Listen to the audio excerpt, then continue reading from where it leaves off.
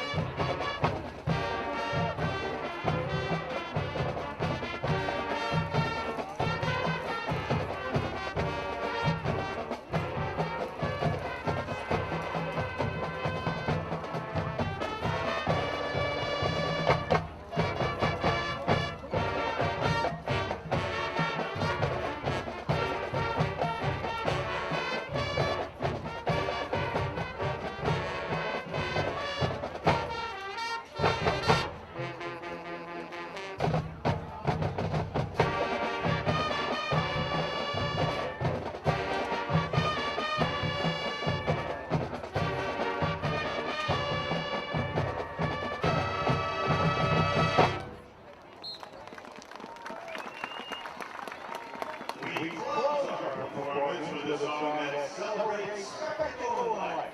From the mind of one music's most innovative artists, we present All of the Light by Kanye West.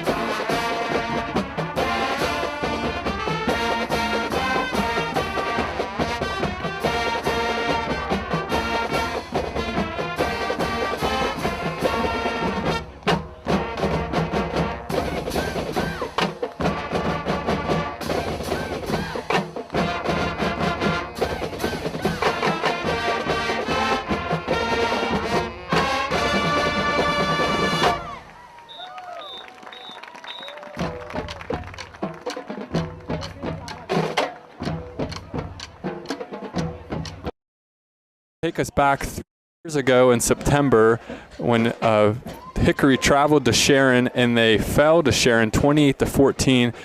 Some Sharon alumni will remember this name, Mikey Rodriguez. He was 6 for 15, 90 yards, a touchdown. Also had 14 carries, 128 yards, and a touchdown. So he was effective on both sides of the ball. And then we go back 2 years ago. in September, the Hickory were at home against Sharon, and they came out victorious 12-0. Or actually, Sharon won that game. It was Mr. Ham, the senior in that game. He had 5 for 11, 73 yards, a touchdown, interception. Also had 15 carries, 110 yards on the ground, and a touchdown. And then in that game, I think it's worth mentioning just because these stat lines you don't really see anymore, especially with someone the stature of Calvin Morrison.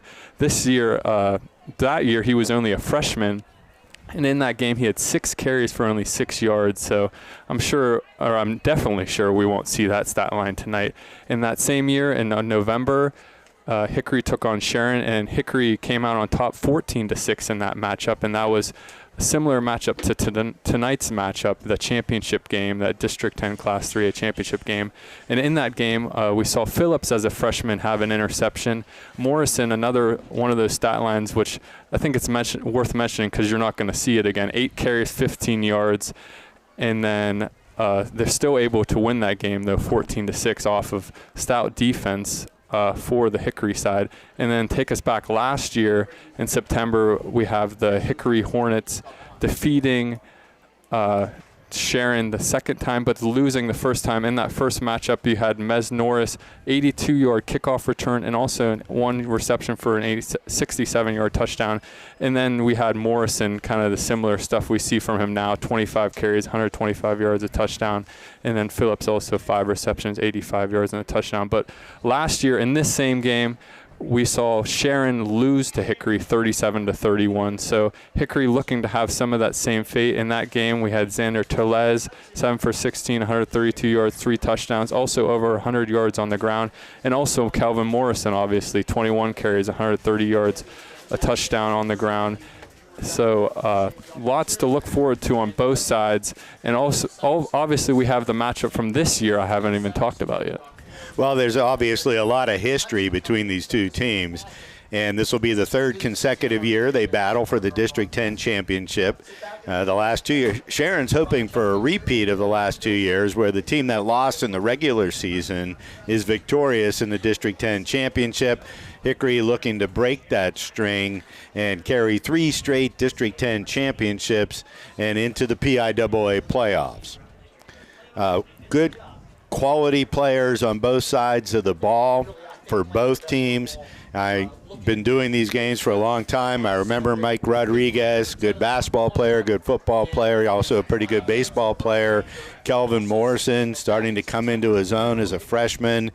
He didn't get the bulk of the carries, but when he got the ball, he was a threat to go the distance. And what kind of a football player he's matured into. 1,558 yards. He's averaging 10 yards a carry in 2025. And that 1,558, he missed 2 games with injury. So we got about 13 minutes to kick off. Yeah, and then with Morrison, I have his stat line so far on this season. This is counting playoff games as well. Now at 150 carries, 1,519 yards, and 19 touchdowns. So a great season from him so far this year. And looking to have a great game tonight against the Sharon Tigers and really have a bounce-back game. He did have 24 carries, 190 yards, and 2 touchdowns last game, but had 2 fumbles, and I'm sure he will be looking to eliminate that tonight. So, and we haven't even talked about Christian Dungy yet, the quarterback who's carried the ball for 782 yards and thrown the ball for another 978. So we got quality players on both sides. Why don't we take a commercial break, and we'll be back to do a little more pregame as we approach kickoff in this District 10 championship game. Looking for a timeless treasure? Discover the magic of King's Jewelry, a family-owned gem since 1914. We're excited to announce our brand new location at 2220 East State Street in Hermitage. Whether it's an engagement ring, a special gift, or a stunning statement piece, our expert jewelers are here to help you find exactly what you're looking for. Join us for our grand opening. Enjoy exclusive offers and discover why generations have trusted King's Jewelry for the most cherished moments. King's Jewelry, celebrating love for over 100 years. Hi, this is Staff Sergeant Keffer of the Hermitage Army Recruiting Office, and you are listening to High School Football on FridayNightPA.com. Welcome back, Friday Night PA here at Snyder Stone Stadium as the Sharon Tigers set to take on the Hickory Hornets here. About 11 minutes till kickoff here. Let's look at the Sharon Tigers season so far. They had a 7-3 overall season, 4-1 in the conference, and a lot of key victories which led them to where they're at now in the playoffs. They defeated Conneaut and then Northeast Great Pickers to be able to play Hickory tonight. And in that last game against Northeast, it really wasn't close in the end, as kind of convincingly won that. And on the other hand, Hickory had a little bit of a tougher task last week against Fort LaBeouf, winning by 3 scores, but it really wasn't as close as the scoreboard may have indicated. And you know, you look at the team stats for both of these teams, each one has gained approximately 700 yards more than their opponents. They almost mirror each other coming in. The big difference, or 2 big differences, I would say. Of course, head-to-head matchup where Hickory came out on top at Sharon. And then Hickory was able to defeat Farrell at the beginning of the season, first game of the year, whereas Sharon did not fare as well against the Steelers, losing 30-7. But since then, they've rattled off 6 straight wins and leads us to this championship ball.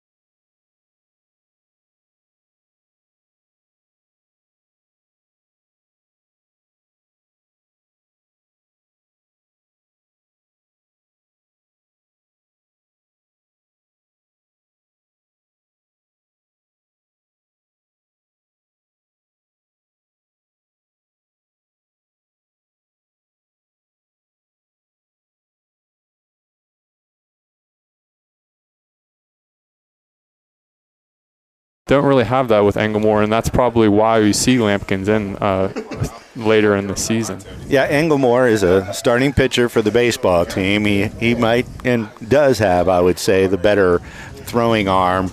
Jafir Lampkins, though, can toss the ball, but he's more of a threat to run. And he got injured in that Hickory game, and Sharon was moving the ball pretty well when he was there. I think it slowed down a little when Englemore had to come in, but he also was coming off an injury. So this will be the first game Hickory will see both of the quarterbacks at full strength.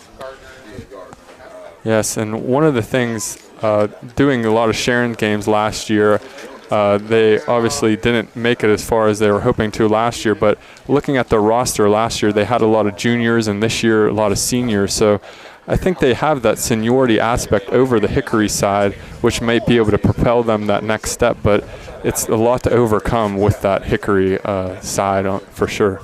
Well, and you're right. The experience is a very important factor. Where I would temper that with is that you look at the Hickory players. Christian Dungy started as a freshman, not a quarterback, but he started and played every game in defense. Kelvin Morrison has been a significant contributor since a freshman. Jaden Phillips, the all-state defensive back and wide receiver who was injured in that Sharon game, also played as a freshman. And you have Luke Lewis, who started as a freshman, and he is a senior. And so there's experience, though maybe not the senior experience as much on the Hickory side as Sharon. But Sharon's got playmakers. We have hardly even talked about Terrian White, who's got 1,400 yards rushing this year and averaging 8.8 yards a carry, 23 touchdowns for Terrian White. So there's a lot of offense, a lot of speed. And I think the biggest difference between Hickory and the teams they've played, at least so far in the playoffs, is Hickory's been faster across the board. I don't know that you can say that today, Kevin. Yeah, Sharon certainly does have that speed aspect, and it's going to be hard for them to overcome.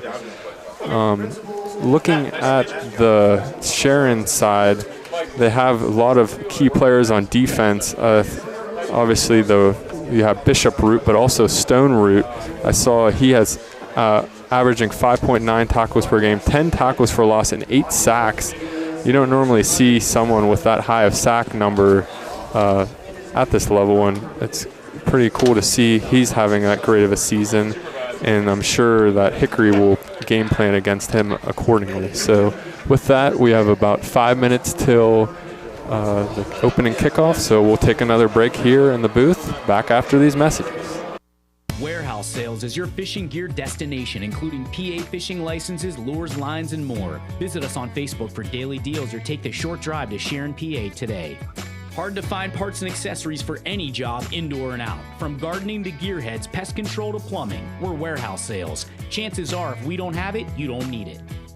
Take aim. Warehouse Sales now carries Pennsylvania hunting licenses, plus hunting blinds, trail cameras, outdoor accessories, and more. Warehouse Sales in Sharon, PA. Hi, this is Steve Sherman of Sherman Funeral Home and Cremation Service, and you're listening to High School Football on FridayNightPA.com. Welcome back to Friday Night PA here at Snyder Stone Stadium. Minutes before kickoff here as Hickory taking the field now, and Sharon soon to take the field as well. As we have a great game here tonight, about 40 degrees, perfect football weather. Thought maybe chance of snow, as saw the snow earlier this week, but thankfully that's subsided. So have some good weather here for our game tonight. And one of the players you had mentioned before break is Jaden Phillips. He's obviously not going to be playing tonight as well. He was injured in the last matchup between these two sides when he had a kickoff return and was kind of tackled awkwardly and fell. And he's been a key player in this matchup between these two sides, always kind of shown up when the lights are brightest between these two sides and really made a difference. It's going to be fascinating to see who may step up in this place on that defensive side for Hickory. And we have Trevor Borowitz obviously came back last week, and he made his impact, and I'm sure whatever limits he may have had last week are for sure off this week. Yeah, and truthfully, I think where they're making up for Jaden's absence is Kelvin Morrison playing defense, and boy, did he make an impact in the game last week with the 85-yard interception return to basically seal the game. So the Hornets have been devastatingly injured during the year. They lost Jakai King husband, who Skillett was just laying hits from the linebacker position until he tore his knee up. Jaden, of course, suffered the fracture of his leg, which required surgery, and he's out for the year. You had Kelvin Morrison miss 2 games. You had Trevor Borowitz suffer the fracture. Michael Rispe was out for a while, and somehow this team kept finding ways to win. Yeah, real perseverance by that side, and one of those players who missed a few games, Morrison, it really benefited him in a way that he's coming back healthy now, and he's kind of having that break in the middle of the season to have that long run now in the playoffs. And I had the opportunity to go see Paul McCartney. A friend of mine has tickets, and a group of us went down, and these guys from Pittsburgh, we were talking football, and I'm saying, well, Hickory, and they're like, oh, little Hickory and Sharon. What do they know? People up there or down in Pittsburgh really don't appreciate the quality of football that's being played out of District 10. We've got 3 Division I prospects on this team for Hickory, and that's almost unheard of in Mercer County outside of Farrell, I would say. So there's a lot of good football being played here, and I expect we're going to see a bunch of it tonight as the teams go out for the ceremonial coin toss. I can tell you that we already know that pregame the coin toss occurred. Hickory won the coin toss, and they've deferred, and they're going to give Sharon the ball to start the game, Kevin. Yes, and speaking of Hickory High School, there's a game taking place at Hickory tomorrow night. The Wilmington Greyhounds taking on the Greenville Trojans. So that's the Class 1A District 10 championship game there. And then tonight we also have the Farrell Steelers taking on Karn City in the PIAA playoffs. Yeah, and they're playing that game in Karnes City. If you've never been there, there's a circuitous route to get there, no direct route, and then you're just down in the middle of a valley. It just kind of comes out of nowhere. Karnes City made the news a couple years ago. They had a quarterback who got tragically injured and was in a coma for a while. I understand that he did come out of it, but the Gremlins have gone through adversity, and now they're going to face the Pittsburgh Steelers. And the Steelers are a tough team, and we got... I called them the Pittsburgh Steelers, the Farrell Steelers. Yeah, we got 2 tough teams here tonight as well. So, well, let's go over who the officials for tonight's game are. The head referee is Joe Lombardi. Umpire will be Scott Walters. Field judge Steven Searle. Head linesman Mike Bockert. Line judge Tom Davis. Side judge George Snyder. And the back judge Gabe Mild. And we're having the playing of our national anthem.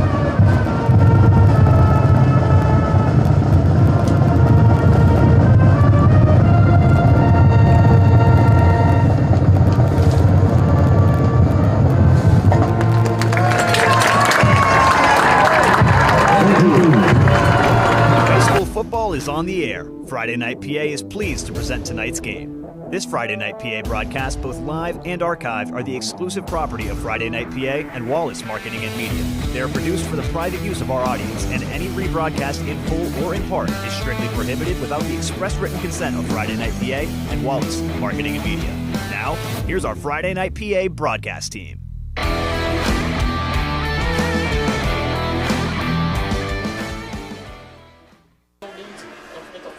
So the teams are getting ready to come onto the field. We expect Callum Dara will be kicking off for the Hornets.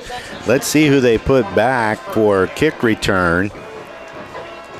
The last time they played, let me see if I made a note who was back there. I think Terry and White was one of them.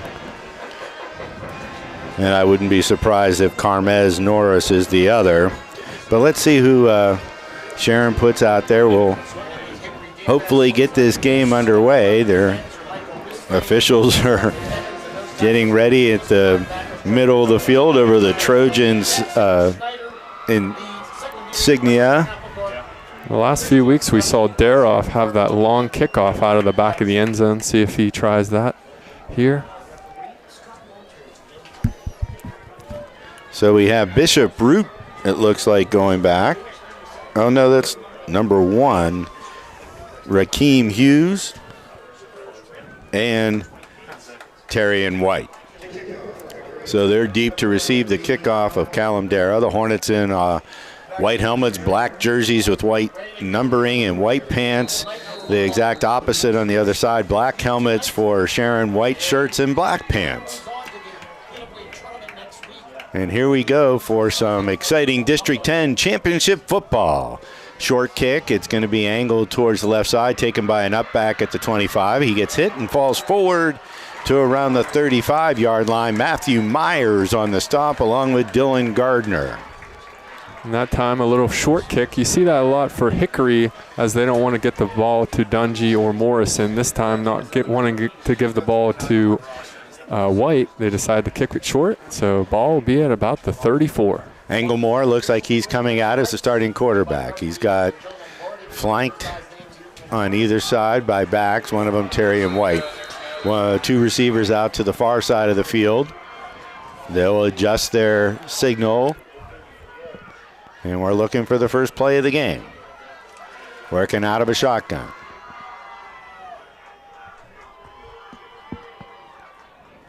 Little stumble by White, and they give it to the second back through, who's going to be dragged down.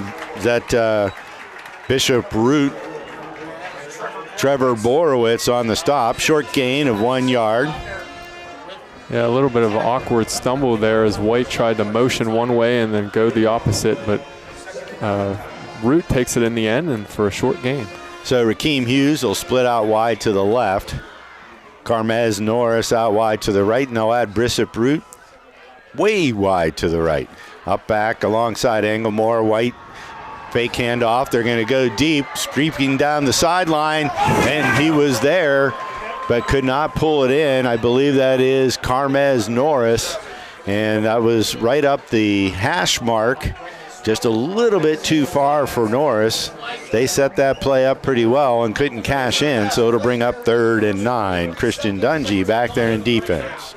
Yeah, so close there for Mez Norris, and I had mentioned he had a 67-yard touchdown catch against Hickory earlier, and that would have been 65 yards. So ball falls just beyond his reach, incomplete, sets up 3rd down. So Perks has been getting some play in the backfield. He was the first ball carrier. They're going to go with 2 backs flanking Englemore in the shotgun. He fakes it. He's going to look to the left. He tries to double clutch, gets it out to Norris, but he's tackled by Bryson Applegarth, who's back from injury himself. He'll be down after a short gain of 3 yards. It brings up 4th and 6. And if you're on the Sharon side, just trying to get your ball in the playmaker's hands, that time just dumping it off to White. White doesn't have many catches on the season, but obviously being your playmaker, you want to get him as involved as you can. But nice tackle from the Hickory defense, brings up 4th down. So Ethan Englemore into punt. Calvin Morrison deep to receive. Almost blocked the punt. He gets it off, and he kicks it out of bounds around the 40-yard line, I would expect. They're going to walk it off. Steven Searle still walking it off. He'll get it out to the 43. The Hornets will start 1st and 10 in pretty good field position. And I was watching them warm up before the game, and all their punts were going towards the out of bounds. So I would expect they are not going to give any of the return men, especially Kelvin Morrison, a chance to take it to the house with them on a return. Yeah, I don't know. That last punt, they've got really good penetration, guard lock, very close to blocking it. So just trying to do all you can to get it off, ends up out of bounds there. So 2 receivers out wide to the left. Christian Dungy, the quarterback. He's working out of a shotgun. The tight end H-back is Dante Evans, and Kelvin Morrison is the running back. He's right now parked on the left side, and now they move everybody around. He'll go to the right side of Dungy, and Dungy keeps it himself, running to the left, and he's going to get near the 45 before he gets pushed back. And that is Stone Root with the stop. So it'll be a short gain of about 2 yards. Brings up 2nd and 8. Sorry, I'm being directionally challenged today, Kevin. He ran it off the right side of the line. And that time, Morrison just uses a decoy as they decide to do a read option. Dungy takes it himself up the middle, and great job from the Sharon defense, not keying too much in on Morrison, able to stay with Dungy for the short gain. So Peterson and Garlock are wide to the left. Morrison now comes up on the left side of Dungy. He gets the ball. He's dancing. He bounces it outside. There's a little bit of green there. He's over the 50. Cuts it back. He's going to be near a 1st down, but I think he's going to be brought down a little short. Near official looks to be giving him that mark for the 1st down. See what they... No, they're a little short. Marius Best on the stop there for the Tigers with a couple others. It'll be 3rd and 1. They're in Tiger territory at the 48-yard line. Great block there from Dante Evans on the side, as there was 2 Sharon defenders on the one edge, and he was able to kind of make a way for Morrison on that left side.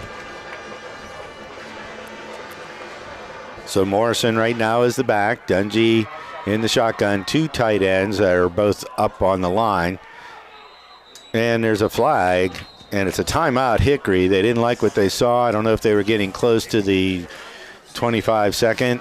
But either way, we'll have a timeout in the action, and we'll be back after these commercial messages.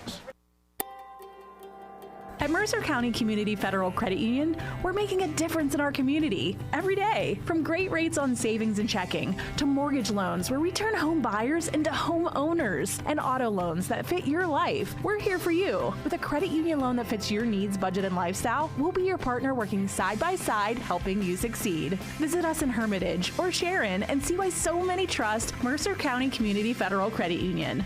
Making a difference in our community. Hi, this is Dr. John Mahinas from the Community Counseling Center of Mercer County. We here at the Community Counseling Center are wishing the Hickory Hornets all the best in the coming year. May it be filled with success, teamwork, and memorable moments. Go Hornets! Welcome back, Friday Night PA audience here as Hickory set to take the field now for this third down. So 3rd and 1 at the Sharon 48. They've got the receivers tight to the right, with the tight end Dante Evans working as an H-back. Dungy out of the shotgun. He's got Kelvin Morrison along his right side. And they give it to Morrison. Straight ahead, he's got a hole. He's over the 40, spins, fights his way down inside the 40, down to around the 38-yard line. Sileem Smith on the stop, but that'll be enough to move the chains for the Hornets, and it'll be first down. They'll place it at the 38. And it proved worthy to call that timeout on the Hickory sideline as they were able to drop a great run play, great blocking design, and Morrison hits the hole for that first down. Borowitz in now on offense. He's a receiver. Their two receivers are again tight to the line of scrimmage on the right side. The H-back is Dante Evans, the tight end. They give it to Morrison straight ahead, another big hole. He's going to dive across the 30 down to around the 29-yard line, and Jafir Lampkins is there to stop him, but that's a gain of almost 10. Let's give him 9. It'll be 2nd and 1. And just look at Dante Evans on that play, clearing the way, blocking 2 defenders to the ground with a nice pancake block. Again, leading the way for Morrison, and that's going to be one of the keys, just running behind Evans tonight. Well, and Luke Lewis, the center, immediately turned his guy to the left, creating a hole. Again, they're going to give it to Morrison straight ahead. If it ain't broke, don't fix it. Not going to get as many yards this time. He got hit at the line and held up, but I think he fell forward for the first down. Sileem Smith will be credited with the stop, but that ball gets down to the 26, and it's a first down for the Hornets. 7:43 to go in the first quarter of play. Hornets on their first drive have got it deep into Tiger territory. Yeah, and right on cue on that last play, Luke Lewis again just pushing his defender right to the ground, leaving Morrison another path. 2 receivers out to the top of your broadcast screen are Borowitz and Gardlock. You've got Evans and Risve on the tight right side. And again, working out of the shotgun is Dungy. He's going to keep it this time. He cuts it up, and he's going to be tackled as he gets near the line of scrimmage. Bishop Root with the stop. I don't know if maybe let's give him a yard. It'll be 2nd and 9. Yeah, great job from that Sharon Tigers defense, just containing him from getting the edge. A lot of times you see Dungy and following Morrison around the edge, and they're able to get a lot of the yards with that space, and Sharon does a great job closing down that space. Yeah, he cut it up, but I think if he would have followed Morrison, there was a little more room there, but I think he saw daylight, and it closed quickly with Bishop Root. Again, working with this tight formation out of the shotgun, hand it to Morrison. He bounces it to the left, and he's going to get hit, spins out of that, leans forward, gets near the 20-yard line. Carmez Norris was holding on to him, but that'll be a gain of close to 7, make it 6. It'll be 3rd and 3. The ball is placed at the 20. The line to gain is the 17-yard line. Yeah, I think you're in 2-down territory here for a first down, even though Callum Darragh has been pretty effective kicking field goals, and he has a 35-yarder so far to his credit. Going with the same formation, they got the tight receivers to the right. It's been all ground game so far for Hickory. And it is again. No, he's going to pitch it out to Dante Evans. He gets to the 15. He falls forward, and that should be a first down. Rakeem Hughes will tackle him, but a good fake, and Christian Dungy got that pass out to the big tight end, Dante Evans, who bowls his way to the 15, and it'll be 1st and 10 for the Hornets. Yeah, it's a good thing getting Evans involved early. Didn't catch a pass last week, but didn't really need to. Is this time able to get some space in the flat and get that first down. Fresh set of downs, same formation. Gardlock and Trevor Borowitz tight to the right side of the line of scrimmage. Dungy in the shotgun. And he's going to take it himself. He's got a bit of a hole. He gets down inside the 10 near the 7 or 8 yard line. I couldn't see who brought him down. Looks like it might have been Josiah Houston. And they're going to mark him down at the 7. So it's give him a gain of 7. Or the 8, give him a gain of 7. It'll be 2nd and 3. Let me get the binoculars out so I can see better. They're running out of the same formation pretty much this whole drive. Morrison on the left side gets the ball. He cuts it back. He's going for the side. Nice tackle made that time. And I believe that was Carmez Norris. But it'll be a first down for the Hornets inside the 5 yard line. Yeah, normally when you see Morrison do that bounce outside, no one's catching him, but great job from the Sharon Tigers defense, able to kind of just swipe at his ankles to bring him down. So they place it right at the 5. It'll be first and goal from the 5. They're going to go wide with Gardlock to the right and Borowitz to the left. Morrison still the running back. Dungy in quarterback. He's going to keep it, and there's people waiting for him. Logan Perks was right there, so he had to cut it back up inside, and he got down to around the 3 yard line. But a nice play by the linebacker for the Tigers, Logan Perks. He was sitting right there waiting for him, but Dungy was slippery, cut back in the inside and picked up 2.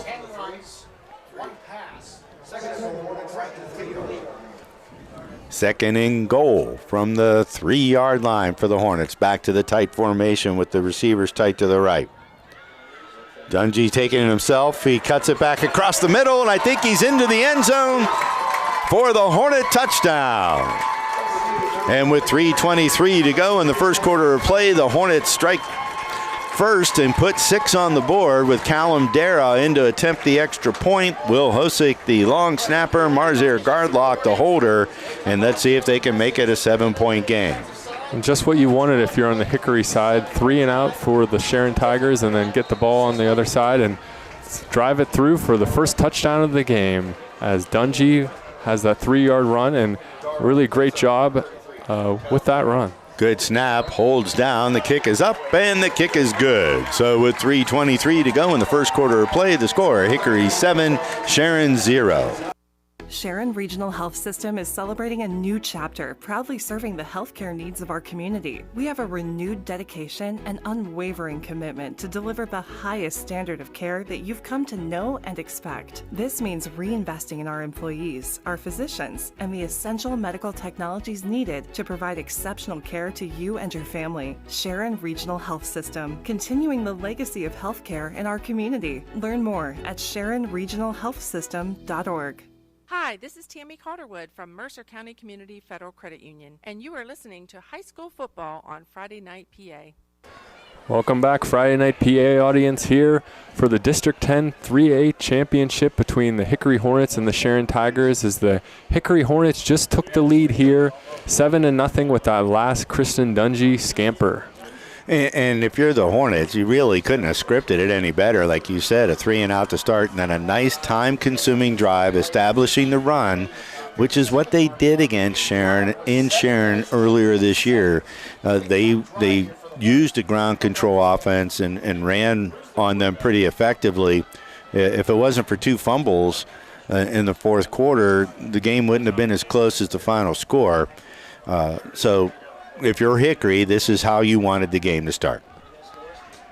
Yes, and it's good to see they are establishing that run on that last drive. They had the chance similar earlier in the season where they would throw to Borowitz maybe over the middle, but just decide that safe run and able to execute. So Dara kicks off. Hughes and White back. They kick it to the up back again at the 20.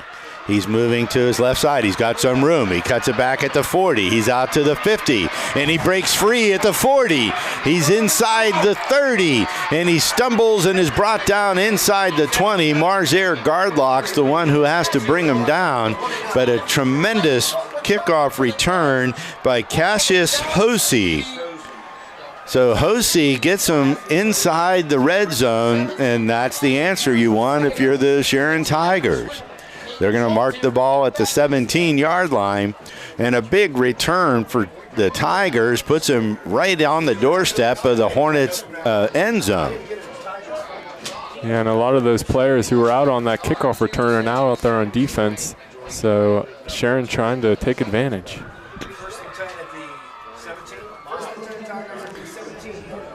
Ethan Englemore will be the quarterback. Terry and White is the running back. 3 receivers in the pattern, 2 to the left, 1 to the right. They give it to White straight ahead. He's got room. He breaks a tackle. He's going to get inside the 10, tackled from behind. As he gets to the 8, Trevor Borowitz, I believe, on the stop. But that'll be a gain of almost 9. So the Tigers are looking to answer quickly. There'll be 2nd and 2 from the 9-yard line. A great run play there. Just pull the guard, and White does a great job trying to just hugging the guard, staying real close to him and following that block and able to get that yardage. Englemore working out of the shotgun. He's got White behind him in an I formation. Englemore is running it to the right. He tries to cut it back. He's got room. He's going to get inside the 5. He breaks 1 tackle, and then he gets finished off by Cavante Miller, I believe. But that'll be a 1st and goal now for the Tigers at around the 3-yard line. Yeah. They're going to mark it at the 2. I mentioned you don't really see Englemore run that much, but obviously being the championship game, all hands on deck now for the Sharon Tigers, and Englemore decides to take it himself this time along the right and does a great job making the first guy miss and then gets the first down. Trevor Borowitz in on that stop at the end, but they're on, as I said, the doorstep. 1st and goal from the 2. Englemore is going to come up under center. You don't see that often anymore. Hands it to the second back through. He bounces it outside, and Bishop Root's going to be in for, Bishop Root in for the Sharon touchdown. So it didn't take him long to get the equalizer. The kickoff return, what was that, 63-yard kickoff return set him up, and 3 plays later, the Tigers are going to cash in. Yusef Cannon will be in to attempt the extra point. Just what the Sharon Tigers needed, really, to try to halt that momentum that Hickory was building.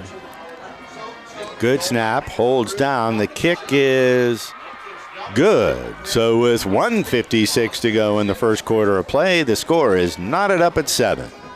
Looking for a timeless treasure? Discover the magic of King's Jewelry, a family-owned gem since 1914. We're excited to announce our brand new location at 2220 East State Street in Hermitage. Whether it's an engagement ring, a special gift, or a stunning statement piece, our expert jewelers are here to help you find exactly what you're looking for. Join us for our grand opening. Enjoy exclusive offers and discover why generations have trusted King's Jewelry for the most cherished moments. King's Jewelry, celebrating love for over 100 years. Hi, this is Mike Joanno from the Joanno Legal Group, and you are listening to High School Football on Friday Night PA. So Sharon now scores a touchdown to even the score, and the Hornets will look to return this kick. We've got Christian Dungy and Kelvin Morrison going deep. The up men are Mirlon Peterson and Marzair Gardlock. We'll see if Yusef Cannon will kick it deep or do what the Hornets have been doing with the short kick and trying to keep it away from the dangerous returners.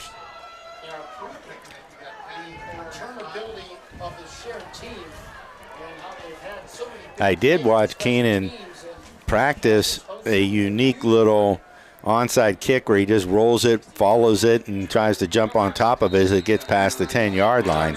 I doubt we see that, but you never know. So they're going to kick it deep. Christian Dungy comes up at the 18. He's going to take it up the left side, tries to reverse field. He makes a little move, cuts it forward, and he'll be wrestled down there. Jafir Lampkins is one of the tacklers, so the Hornets will start 1st and 10 at their own 30-yard line, their second drive of the ball game here in the first quarter of play. Yeah, Hickory trying to continue that success they had last drive as they kind of just used the legs of Dungy and Morrison kind of just simultaneously between plays and able to drive down the field for that last touchdown. So they have Gardlock and Peterson as the receivers, one on each side of the line. Morrison is the running back. Dungy puts Dante Evans in motion from right to left. And they give it to Morrison. He's got room. And he puts the Jets on at the 40, but nice tackle that time by Rakeem Hughes coming from the cornerback spot and is able to tackle him as he gets across the 45 out to the 46. So a first down and a gain of 16 for Morrison. Yeah, not only great tackle, but great awareness there from Hughes as the receiver is trying to fake like he's going for a route, and Hughes does a great job of keeping his eyes in the backfield, looking at Morrison and able to bring him down. Again, we got guard lock out wide to the left. Peterson out to the right. 2 up backs this time. They'll put Dante Evans in motion from left to right. They'll give it to Morrison again. Another hole up the middle. He's across the 50. The ball comes out right at the 50-yard line. It's going to be covered by Stone Root. And the Tigers get the first turnover of the game, and that was what happened last game.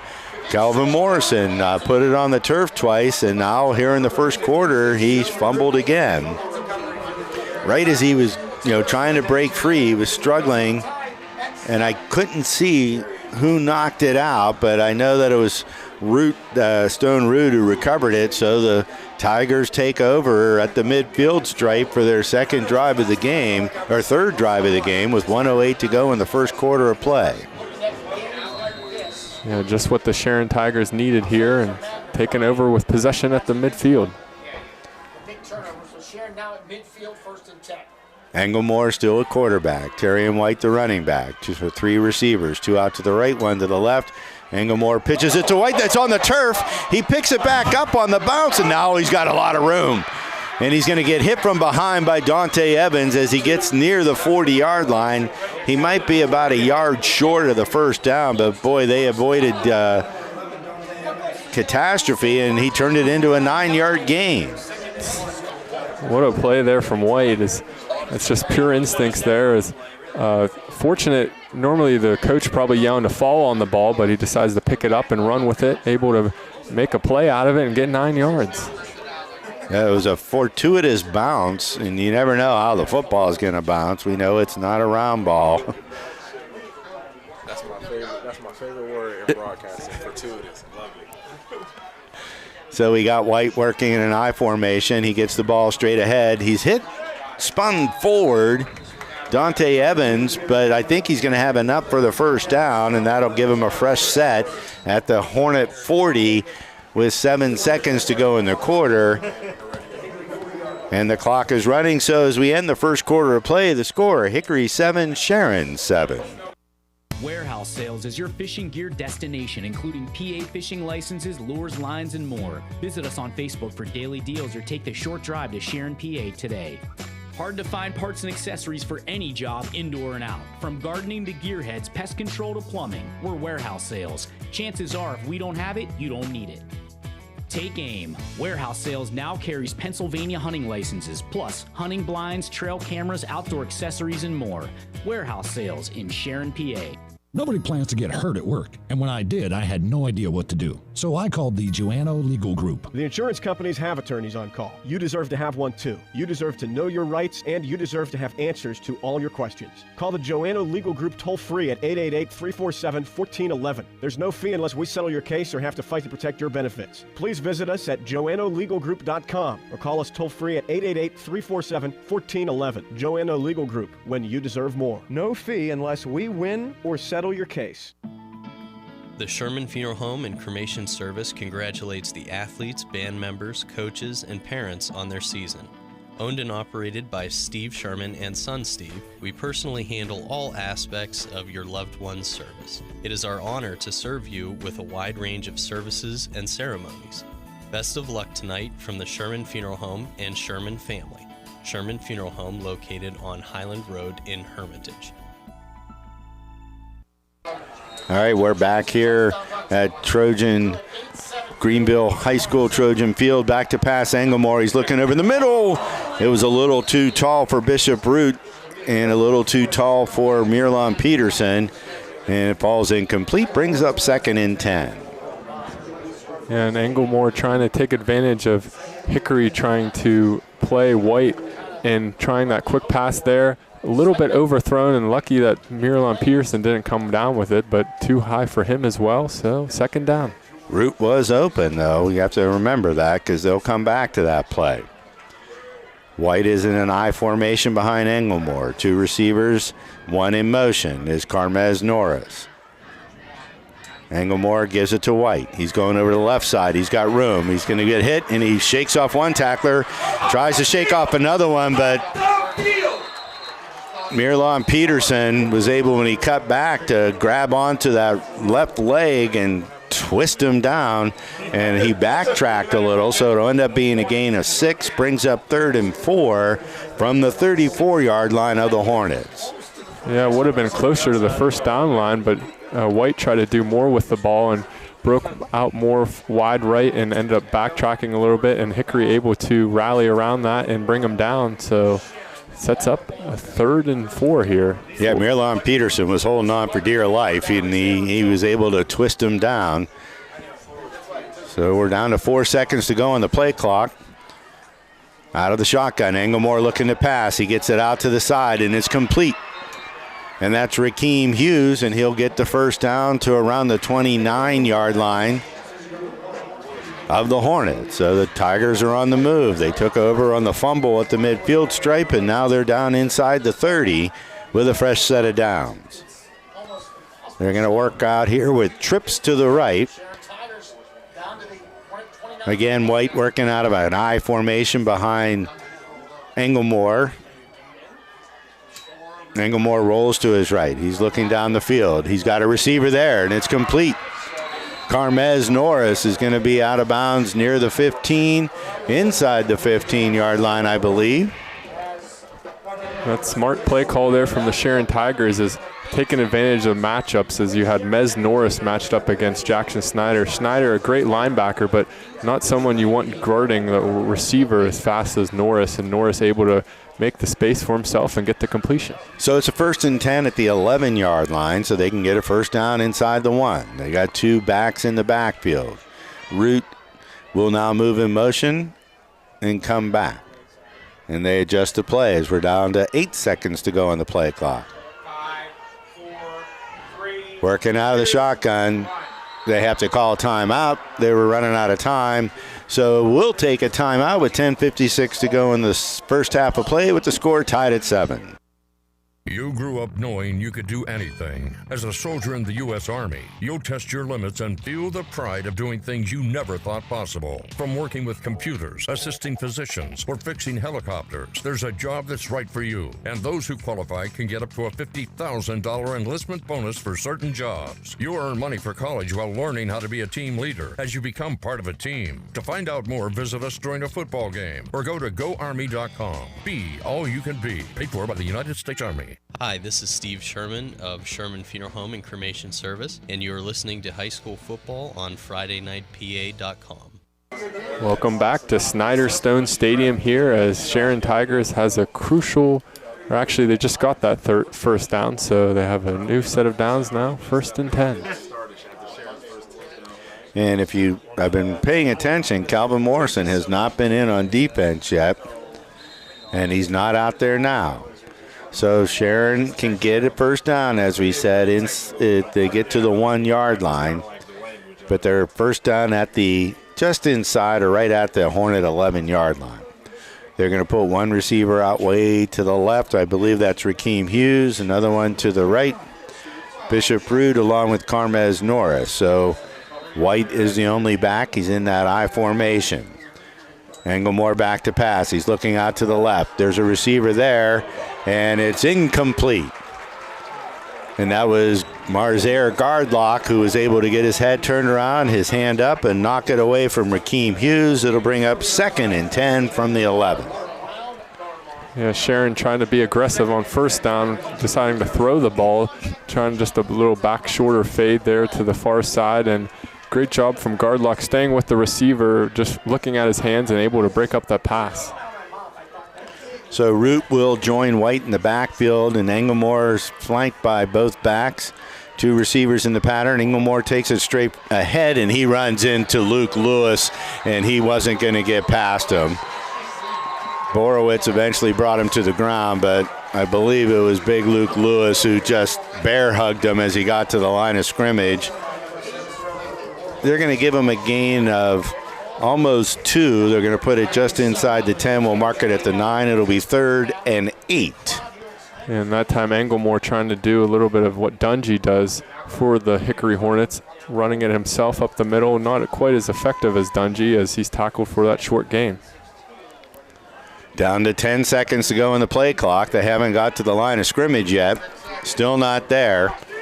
White is the back. 3 seconds. They're going to have to call timeout again.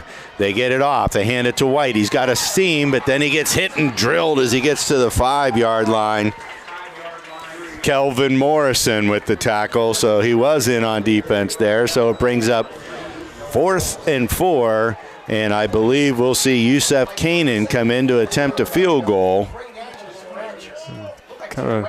Englemore's the holder. Are you surprised they're not going for it here, even though it is early? Well, they want the lead.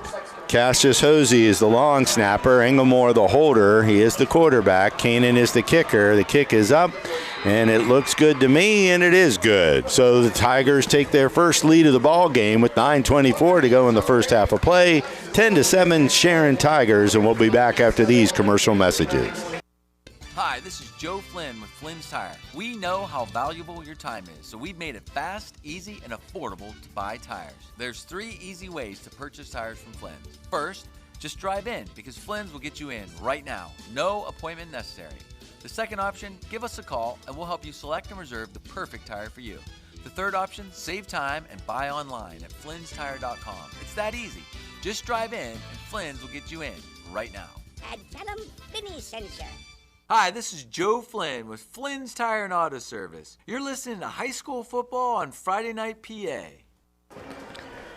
We're back here at Snyder Stone Stadium here in Greenville, Pennsylvania for this District 10 championship matchup.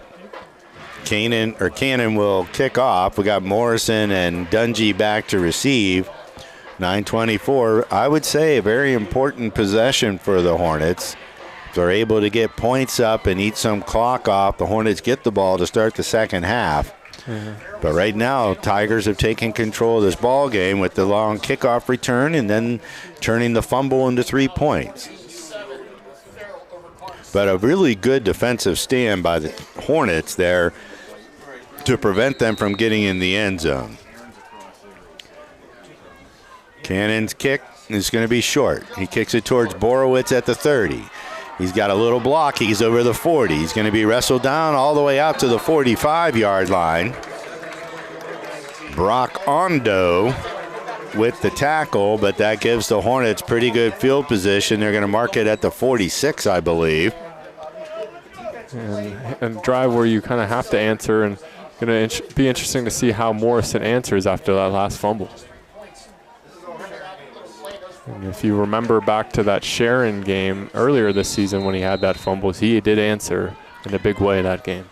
Yeah, you got to have a short memory or you're going to be doomed. So they're going to have 2 tight ends. They move him to the right side of the line. They give it to Morrison. He's bouncing it outside to right, cuts it up across the 50.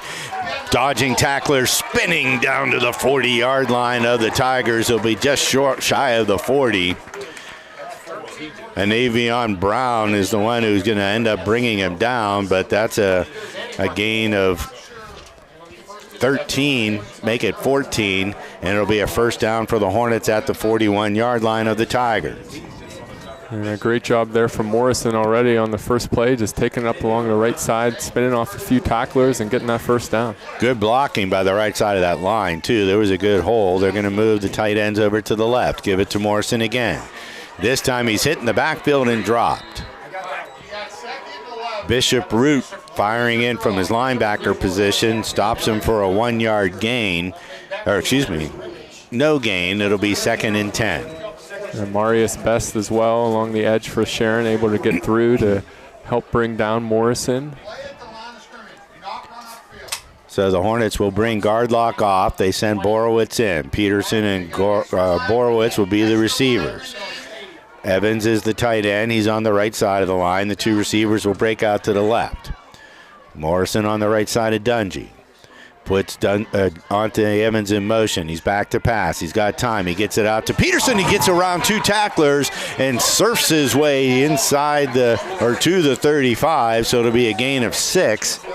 Real nice job by Peterson. He split the 2 defenders, and then he rolled over the top of the tackler to get an extra yard, and it'll make it 3rd and 4. Yeah, that ball just got in there. Dungy tried to fire it in, and Sealam Smith tried to jump that route. Just missed getting a hand on that, and that got that completion and gave them that 6 yards and gives them a 3rd and reasonable. Dungy working in the shotgun. He's got Morrison with him. He gives it to Morrison. He's got a little bit of a hole. He's going to carry the tackler, who I believe was Josiah Houston, down to the 30, and that'll be another first down for the Hornets as we clock in at around 7:15 to go in the first half of play. Tigers 10, Hornets 7, but the Hornets are driving. Morrison does a great job just keeping his legs churning on that last run. His defender had him in his grasp before the line to gain, but he just keeps running and able to fall forward for that first. 2 receivers are tight to the left, the tight end on the left, but Morrison on the right. This time Dungy's following Morrison. He's got a big hole. He's going to get inside the 25 and fall down near the 23-yard line. And a late flag comes out. And you saw at the end of that play, it was a kind of a big collision between Dungy and Mez Norris. Yeah. And another one of the Sharon Tigers players. And one of the Tigers was down on the ground and something was said. So see what the officials decide. I see Marilyn Peterson coming off and getting a lecture from the coaching staff. So this might be a dead ball foul too, so you lose it down. We'll get the signal. Unsportsmanlike. They didn't say dead ball. I don't know if we have a working mic for referee Joe Lombardo. But that'll move it all the way back to the 38-yard line, and they are going to call it 2nd down. So he gained 7, but they lose 8 on the penalty, so it'll be 2nd and 18. 2 receivers out to the top of the screen. Tight end off to the left. Morrison is the running back. Dungy working out of the shotgun. They'll wind the play clock. No move, Evans in motion. Back to pass is Dungy. He's got pressure. He steps inside of it. He gets through it. He's at the 30. Nice move at the 30. He cuts it outside and goes out of bounds around the 23. And there's a nice little conversation between Jafir Lampkins and Christian Dungy.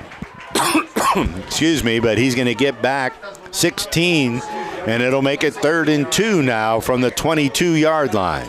Yeah, great little bit of improvisation there from Dungy as the Luke Lewis kind of just missed his block off the line, and the D tackle came through untouched.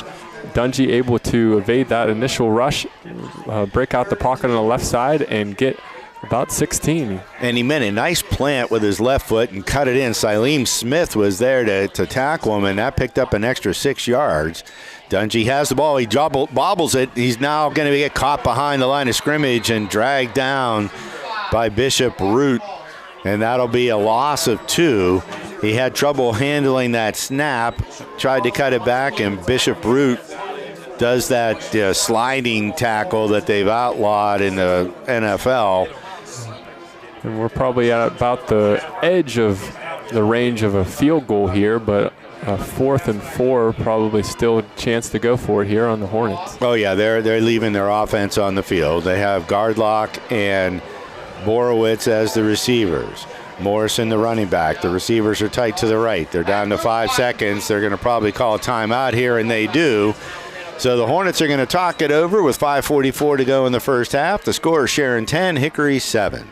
You grew up knowing you could do anything. As a soldier in the U.S. Army, you'll test your limits and feel the pride of doing things you never thought possible. From working with computers, assisting physicians, or fixing helicopters, there's a job that's right for you. And those who qualify can get up to a $50,000 enlistment bonus for certain jobs. You earn money for college while learning how to be a team leader as you become part of a team. To find out more, visit us during a football game or go to GoArmy.com. Be all you can be. Paid for by the United States Army. Hi, Hi, this is Tammy Calderwood from Mercer County Community Federal Credit Union, and you are listening to High School Football on Friday Night PA. Welcome back to Snyder Stone Stadium here in Greenville, Pennsylvania. Hornets are looking at a 4th and 4 from the 24-yard line. They trail by 3 here in the first half of play. And we have a big play in this game right here, 4th and 4. Gardlock, Evans, and Borowitz are tight to the right side of the line of scrimmage. Risve playing as a tight end on the left side. And Morrison is the running back. Working out of the shotgun is Christian Dungy. He has the ball. He's back to pass. He's got pressure. He gets it out. Morrison has it at the 24. Makes a little stutter step inside the 20. Gets spun down there around the 18-yard line. I believe that was Logan Perks out there for the tackle, or maybe Ethan Englemore. But either way, Hornets pick up a big first down, and they're now in the red zone at the 18-yard line. Yeah, there's always a little bit of a risk involved throwing for it on 4th down, but a great job from Dungy keeping his composure and finding Morrison in the flat. And Morrison able to just evade the tackles and lunge forward for that first down. So they'll put one wide receiver on each side of the line. Morrison on the left side. They're going to move Evans from right to left, give it to Morrison. Oh, what a move he made in the backfield just to get back to the line of scrimmage. Sileem Smith was there, so I'd say no gain on the play, but it looked like he might have lost 3 or 4, and he was able to dart inside the tackler and get it back to the line of scrimmage. Yeah, it looked like Morrison bobbled the ball maybe initially, so great job able to maintain possession as well. Stone Root was there. No, Josiah Houston was there as well. 2nd and 10. Hornets again, similar formation. They're going to put Risve in motion from left to right. This time they give it to Morrison going on the right side. He's going to be hit and dragged down in the backfield by Marius Best. And that'll be a loss of, let's call it 3, make it almost 4, 3 seconds, so it'll be 3rd and 13. Marius Best, a good play there. One of those players who was ejected in the last game between these two sides, so it's good to see he's able to be out there tonight and making an impact. He was able to shake off the block of Michael Risve and make the play. So it was 1 block away from possibly being a touchdown. Great play by Best. Now they have 5 in the pattern. It's an empty backfield. Working out of the shotgun. He's got pressure coming from his right. He steps up. He's going to run to his right, and he hits at the line of scrimmage, and they throw him backwards with Navy and Brown there. So it might have been a gain of 1. It's maybe 2. It'll be 4th down, and Callum Darragh comes in to try his attempt at a field goal, and it'll be a 37-yarder. Gardlock the holder, Will Hosick the snapper, and let's see if the Hornets can answer with a field goal. Great initial play on that last play by Marius Best, forcing them to take this field goal.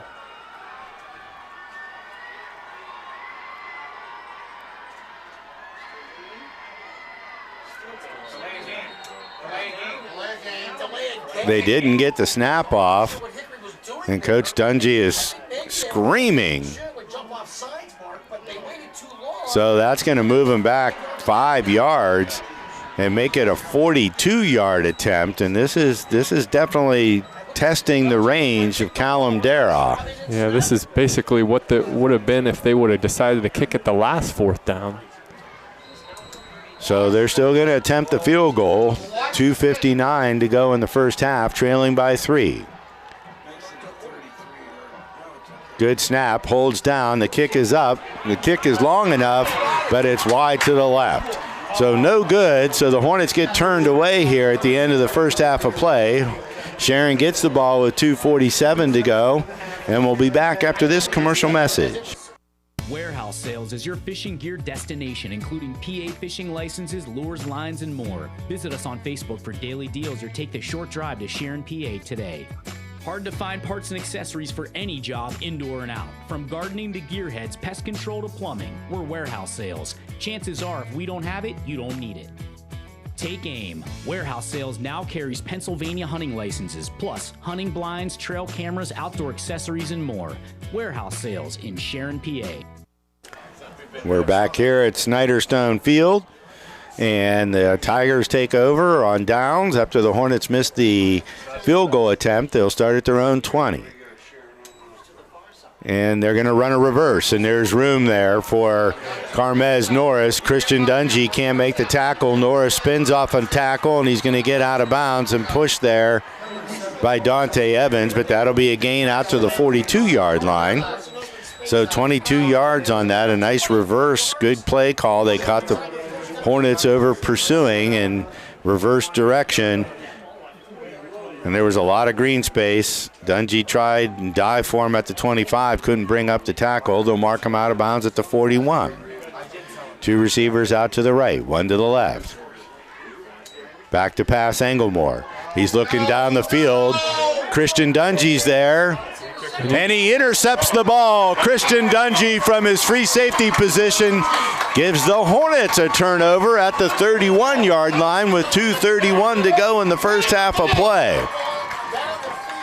So it looked like the receiver had a step, but they didn't account for the safety who was playing back there, Christian Dungy, and he will haul in the interception at the 31 or the 32. And give the Hornets a fresh set of downs. Yeah, great job from Dungy, able to kind of stay hidden in the middle of the field and made a great play on the ball as it was a contested catch between him and the receiver, and he was able to come down with it and able to give them the ball now with 2 minutes left in the first, trying to capitalize. And I believe the Hornets still have 2 timeouts available, so there's plenty of time. Dungy in the shotgun. Gives it to Morrison. He misses one tackler in the backfield, but he can't get away from the second. He's going to lose maybe 4 or 5 yards, so it'll bring up 2nd and 15. The loss is back to the 27. And that was a great play there from Anavion Brown there for Sharon as he just blitzed right through the middle initially, able to get a hand on Morrison, and he's able to evade that tackler, but brought down by the host of Sharon Tigers eventually for a loss. Clock still running. We're under 2 minutes to go in the first half of play. The play clock's at 9 seconds. Hornets are not in a hurry right now, facing a 2nd and 15.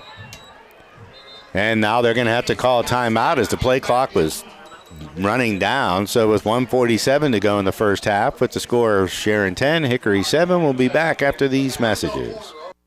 This is Rod Jones. On behalf of Jones Performance Products, we wish all sports a healthy and safe year. We are located in West Middlesex, PA, and are the leading manufacturers of semi-truck hoods and the home to truck rods, custom hoods. Visit our website at jonesperformance.com. Hi, this is Jim McCluskey, founder of McCluskey Showcase Kitchens and Baths, and you're listening to High School Football on Friday Night PA. Welcome back, Friday Night PA audience, here at Snyderstone Stadium as the Sharon Tigers lead 10-7 as Hickory first struck on the scoreboard with a Christian Dungy 3-yard run. Then we had Sharon answer with a Bishop Roop 2-yard touchdown, and then Calvin Morrison fumbled, leading to Sharon Tiger field goal, and that's kind of where we're at so far tonight. So each team has had a turnover. Sharon was able to capitalize on there. The Hornets are looking at 2nd and 15 after the interception by Christian Dungy. And they come on the field having to call a timeout as the play clock was getting ready to expire. Miralon Peterson and Trevor Borowitz are out wide to the left.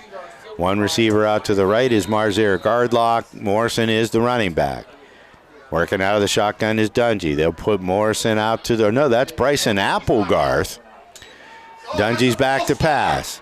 He's going to air it out. Borowitz is there, and he pulls it in at the 37. He breaks out to the 20.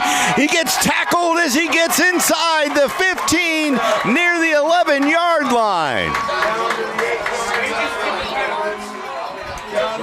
what a play there from Dungy to Borowitz. You see that normally Dungy to guard lock, and this time Dungy to Borowitz. Just a simple post pattern across the middle, and he connects for a long gain, and great job from the Sharon Tigers, able to bring them down, not giving up that touchdown, but now Hickory knocking on the door. So the clock stopped at 1:37 while they move the chains. They're going to mark them down at the 10-yard line.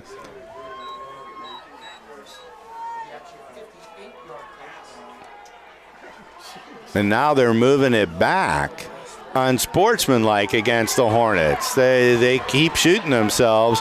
The last drive was severely damaged with an unsportsmanlike and then a delay of game. So the mistakes aren't helping this Hornet squad. They'll move the ball all the way back to the 25. Now, it's not the worst penalty with 1:30 left here. You probably want to try to chew all the clock out, and now you have a little bit more space to do that. You'd rather be first and goal from the 10, though. So Morrison on the left side of Dungy. Tight receivers to the left. Dungy's got pressure. Runs to his right. He's looking downfield, and he got out of the tackle box and just throws it away to stop the clock. So incomplete pass brings up 2nd and 10 from the 25. That play was blown up from the beginning. Yeah, interesting play as Dungy kind of just scrambles out to his right. No one in the area, and he throws it out of bounds. Not sure if the tackle on the far side, maybe he was eligible, and that's what let the flag not be thrown, but brings up 2nd and 10. Yeah, referee Joe Lombardo signaled an incomplete pass, so it brings up 2nd and 10, stops the clock with 1:20. With Hickory at the 25-yard line of the Tigers after the long bomb to Trevor Borowitz. Dungy gives it to Morrison on the delay. He does a little dance. He backs his way in, breaking tackles, and gets down to the 20-yard line. And that was a magical gain of 5 yards. Brings up 3rd and 5 with the clock running at 1:02 to go in the first half of play. Yeah, all the time on the clock here, but Hickory looking to go a little quick. Dungy again in the shotgun. He rolls to his left. He's got pressure coming from the backside. He's going to tuck and run, lowers his shoulder, gets it down to around the 18, and it'll bring up 3rd and 3 with 39 seconds. I think it's and they're sending out Callum Dara to attempt the field goal. Yeah, so that penalty ended up being costly there for the Hornets, and see if they're still able to cash in here. Dara will attempt a 35-yarder. We have seen him make it from this distance so far this year. Hosick the snapper, guard lock the holder. Good snap, hold down, kick is up. It's on its way, and the kick is good. So with 11 seconds to go in the first half of play, the Hornets have knotted it up at 10. And we'll get the ball to start the second half of play. Yes, that was a great kick there from Callan Daroff, as that was about a 35-yarder, and answers on the scoreboard. As I was kind of questioning earlier in the game with Sharon deciding to kick the field goal. And the reason I was questioning is last week we saw Fort LaBeouf, they decided to kick 2 field goals and ended up losing by 3 scores. And I know there was some other plays in that game that didn't go their way, which contributed to that loss, but can't really go into a field goal kicking game against this Hickory Hornets team. And so far it's proved worth it, and really so far the Sharon Tigers defense has proved worth it, able to minimize the impact that Dungy and Morrison normally have. So I expect that they're going to do a squib kick and not give them a chance to return with only 11 seconds to go in the half. The Tigers have 2 timeouts. The Hornets are out.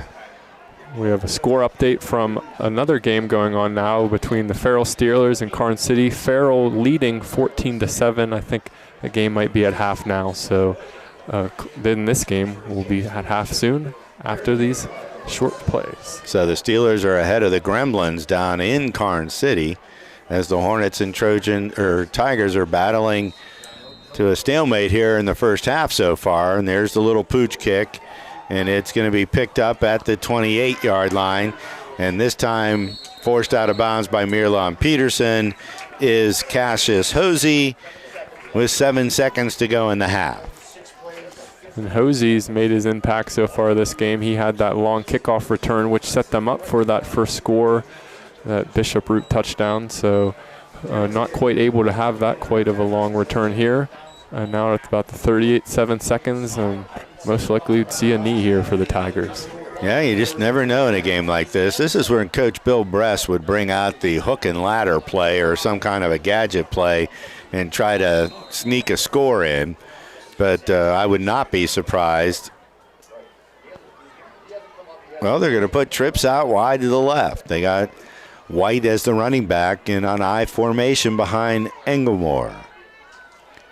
And Englemore gives it to White. He's got a hole. He breaks it outside. He's got a stiff arm. And he's going to be tackled as he gets into the Hornet territory by Trevor Borowitz. And that'll be the end of the first half of play with the score. Hickory 10, Sharon 10. Hi, this is Joe Flynn with Flynn's Tire. We know how valuable your time is, so we've made it fast, easy, and affordable to buy tires. There's 3 easy ways to purchase tires from Flynn's. First, just drive in, because Flynn's will get you in right now. No appointment necessary.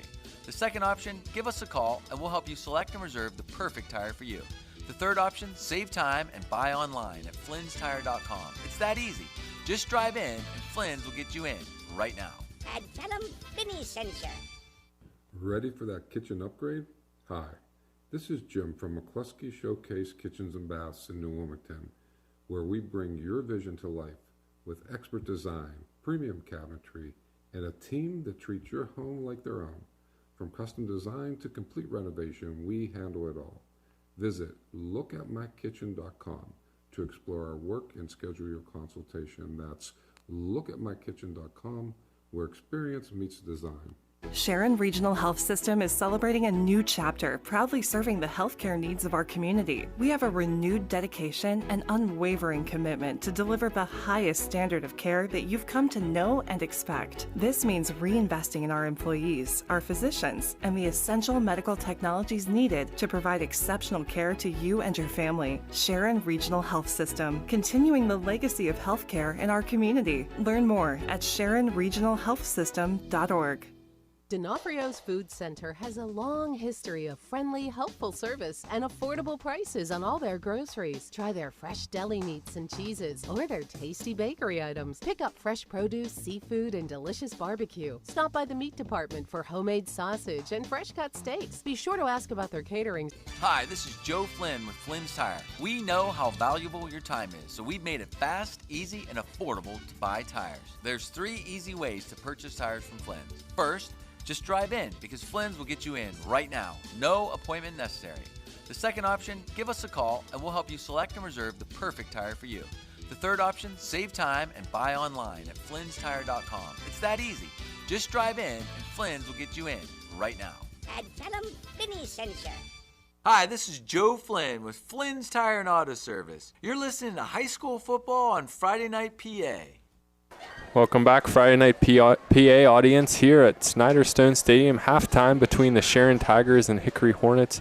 Knotted at 10 here as we have a great game, and we have the Sharon Tiger Marching Band performing for you, and then we'll have some first half recap after the marching band, so enjoy.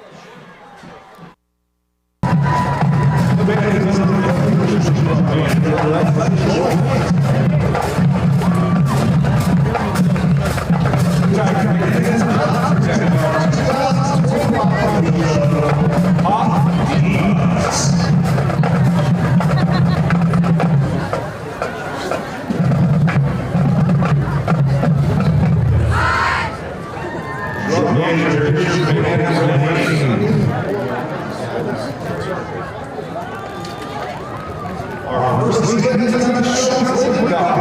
Please enjoy our rendition of Bad Romance.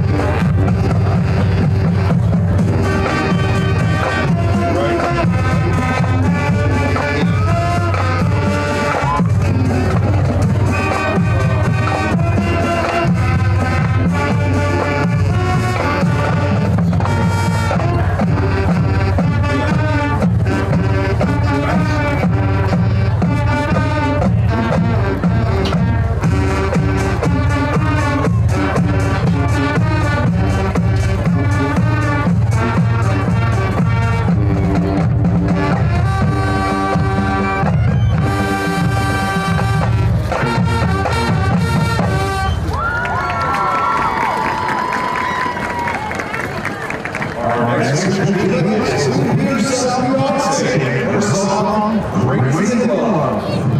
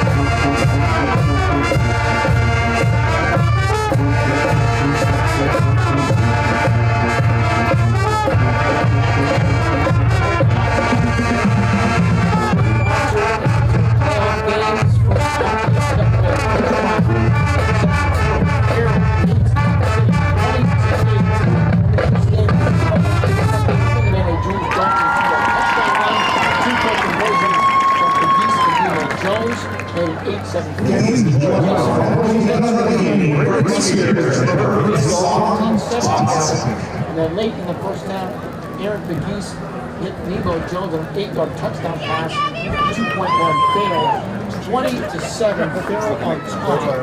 And come say hi to this announcer. A couple quick stats here.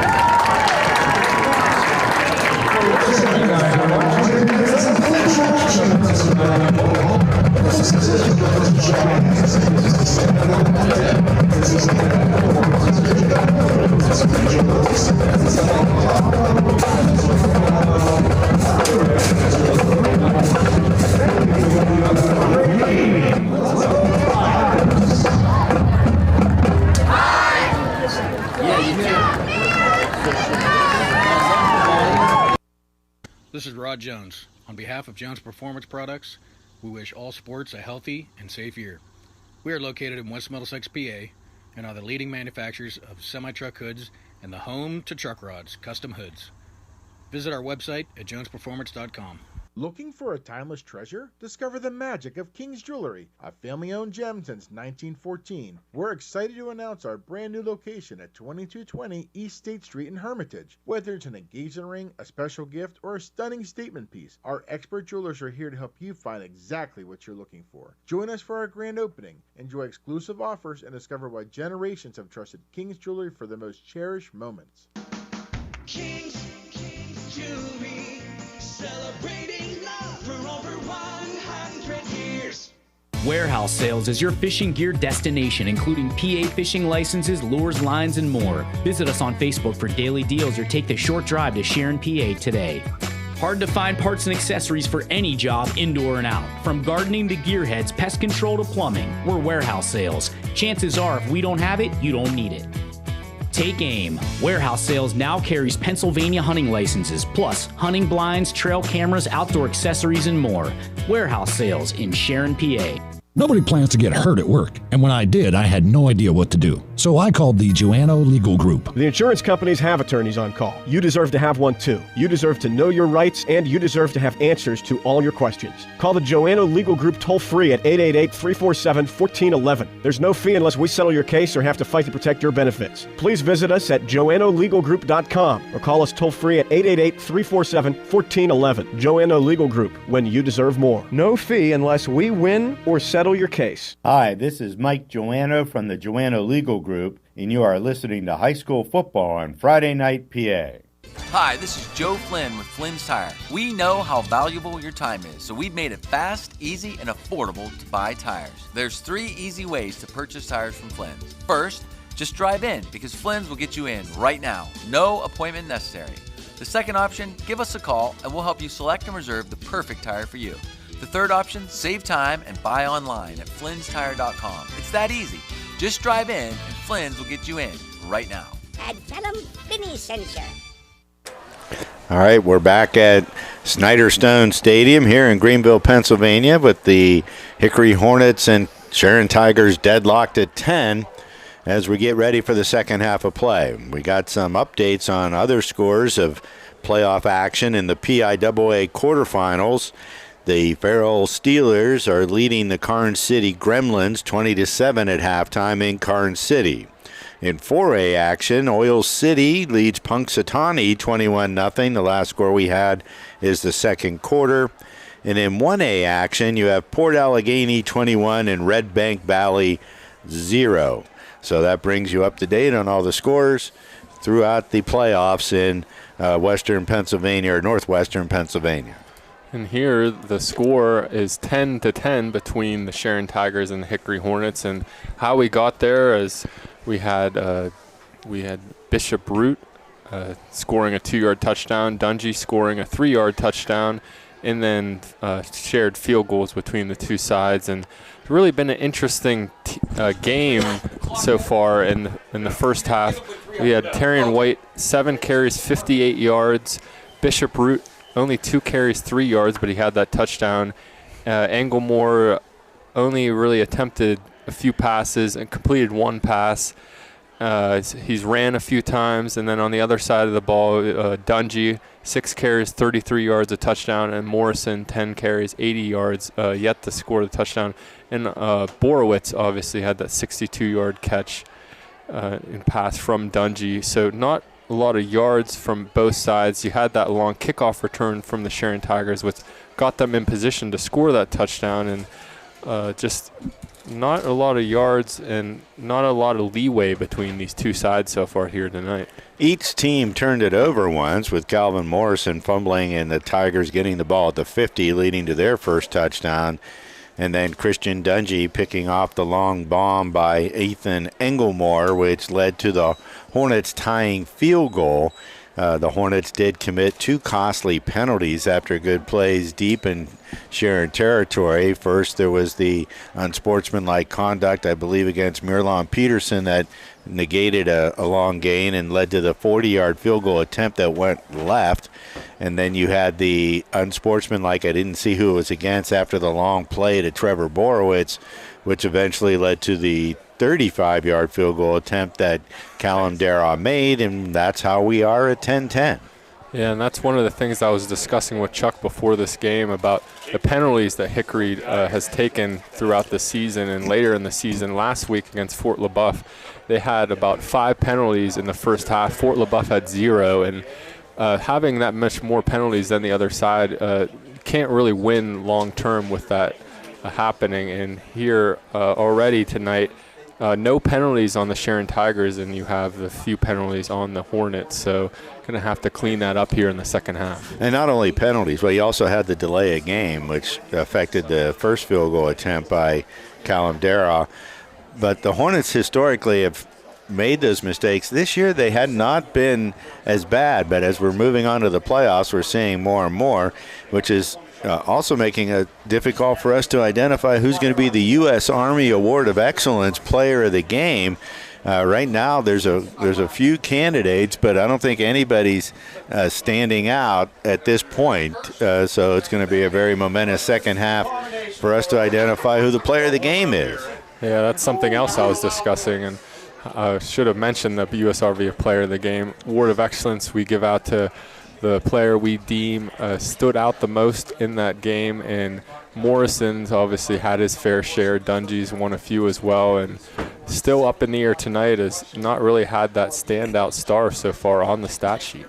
Somebody will separate themselves from the pack before the final 24 minutes are played. Of that I'm certain, as we now clock under 1 minute to go before the second half kickoff. Why don't we go to a quick commercial break, and we'll be back to bring you the second half of play. D'Onofrio's Food Center has a long history of friendly, helpful service and affordable prices on all their groceries. Try their fresh deli meats and cheeses or their tasty bakery items. Pick up fresh produce, seafood, and delicious barbecue. Stop by the meat department for homemade sausage and fresh-cut steaks. Be sure to ask about their catering services for your next event. And find all the groceries you need from national and store brands. Serving the community for 4 generations. D'Onofrio's Food Center on Route 18 in Hermitage. This is Ben Bissett from Ben Bissett Chevrolet. For over 67 years, we've been serving the Mercer County area with quality sales, service, and leasing. Inventory, competitive pricing, and outstanding service, and always a great selection of pre-owned cars and trucks. And service is open late on Thursday nights and on Saturday mornings for your convenience. Find us at BissettChevy.com or stop by on Route 19 just south of Mercer, PA. That's Ben Bissett Chevrolet. Hi, this is Staff Sergeant Keffer of the Hermitage Army Recruiting Office, and you are listening to High School Football on FridayNightPA.com. Welcome back to Snyder Stone Stadium here in Greenville, Pennsylvania for District 10 Championship Playoff Football action. The Tigers will kick off to start the second half of play. The Hornets will be receiving. They'll be coming out of the south end zone. Sharon will be defending the north end zone. Yusef Cannon will be kicking off. Christian Dungy and Kelvin Morrison deep to receive. And the kickoffs that happened earlier, they kicked one deep and they kicked one short. So let's see how they approach this kickoff to start the second half of play, with the Hornets getting the ball first in the tie ball game. Cannon getting ready to approach the kick. And we're down to the nitty-gritty. He's going to just skip it along the ground. It's taken by Peterson at the 25. He gets across the 35. He gets over the 40, and he'll be down to around the 42-yard line, and a hard tackle made by Brock Ondo at that point. But the Hornets will have pretty good field position at their own 42-yard line for their first possession of the second half. And an interesting kickoff there from Cannon as he tries a little bit of a low kick and gets a good bounce there as it bounces up in return from the Hickory Hornets to about the 42. Good kick, though, from Cannon. If we do get an onside scenario later in the game, we might see something similar to that. So the Hornets are scrambling to get people in place. They're tight to the receivers to the left of the line. Fake it to Morrison. Dungy's keeping it. He's got a little seam. He's going to get hit as he gets across the 45 and falls forward to around the 47 or 48-yard line. And that was Arian Williams is one of the tacklers. I didn't see who made the first hit, but a nice gain of about 6 yards. It'll bring up 2nd and 4 for the Hornets. I think athletic quarterback there. Jafir Lampkins came down from the safety position to crash down on Dungy to bring him down. Working out of the shotgun. They give it to Morrison this time. He's got a little seam. He's hit as he gets to the midfield stripe and pulled back. So it'll be a gain of about 2, and it'll bring up 3rd and 2. Bishop Root was there along with Stone Root. So the Root brothers tag team Kelvin Morrison, and it'll be 3rd and 2 from the 50. The Tigers have done a great job so far tonight, just getting a hand on Morrison, not giving him much space. You see so many times Morrison getting 5-10 yards down the line of scrimmage before even getting a hand on him, and Sharon's done a great job on that tonight. And you think about it, he averaged 8 yards a carry, and they're saying he did a great job. Oh, nice move by Christian Dungy against Bishop Root. He slides his way inside the 45. He'll be tackled by Jafir Lampkins and Carmez Norris as he gets to the 42, and that'll be a first down for the Hornets. But an excellent play by Christian Dungy. He made a nice move in the backfield because there was penetration there by Bishop Root, and he was able to slide past him, and it was actually Jafir Lampkins who made the tackle. So they'll come out with that tight formation to the left. 2 receivers in front of the tight end, Dante Evans. Fake it to Morrison. Get it out to Evans. He's got a little room to move. Turns it up and lowers his shoulder. The ball came out, it looked like, at the 34-yard line, and a Hornet was laying on top of it. Colton Bernice is the one who recovers it. So the gain will be down to the 34, and it'll bring up 2nd and 2. And Sharon does a great job just getting their hands in on the ball. I think that time it looked like it was Mez Norris just reaching in and just striking at the ball, able to break it loose, and fortunate, able to fall on it, and the Hornets keeping possession. Hornets will spread the field a little more in this formation. Borowitz top of your screen, guard lock at the bottom. Morrison alongside Dungy on his right. He gets the ball. He's going straight ahead. He's going to get down to the 32, and it'll be brought down close to the 31. Antonio McGlory probably make that stop along with Stone Root, but that'll get a first down, and they'll mark it at the 31. Yeah, good run there from Morrison as he just takes it up the middle for that short gain and gets that needed yard for that first down, and a big first down there for the Hornets. Again, they have Borowitz at the wide right, guard lock to the left. They'll move Evans in motion, give it to Morrison.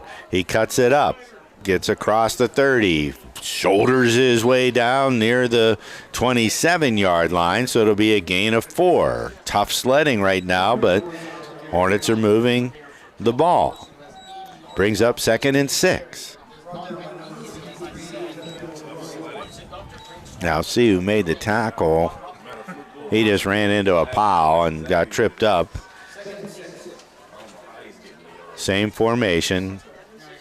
They'll move Evans from right to left. Dungy's going with it, following Morrison. He gets a good block, and he gets inside the 15, the 10, the 5. Christian Dungy for the Hornet touchdown, following the block of Kelvin Morrison. And I believe Dante Evans was pulling out in front of there as well. And the Hornets will strike pay dirt first here in the second half of play. Yeah, great patience there from Dungy, just following the blocks, letting them develop there as he just hits that hole between Morrison and Evans on the edge and able to get that touchdown and breaks the deadlock here. Now 16-10. Big extra point up for Callum Dara. Will Hosick the snapper, Marzair Gardlock the holder. Good snap, holds down. That flag is down. And there's a false start against the Hornets, so they're going to have to set it up, and now it's not as simple an extra point. It'll be a 25-yard extra point attempt.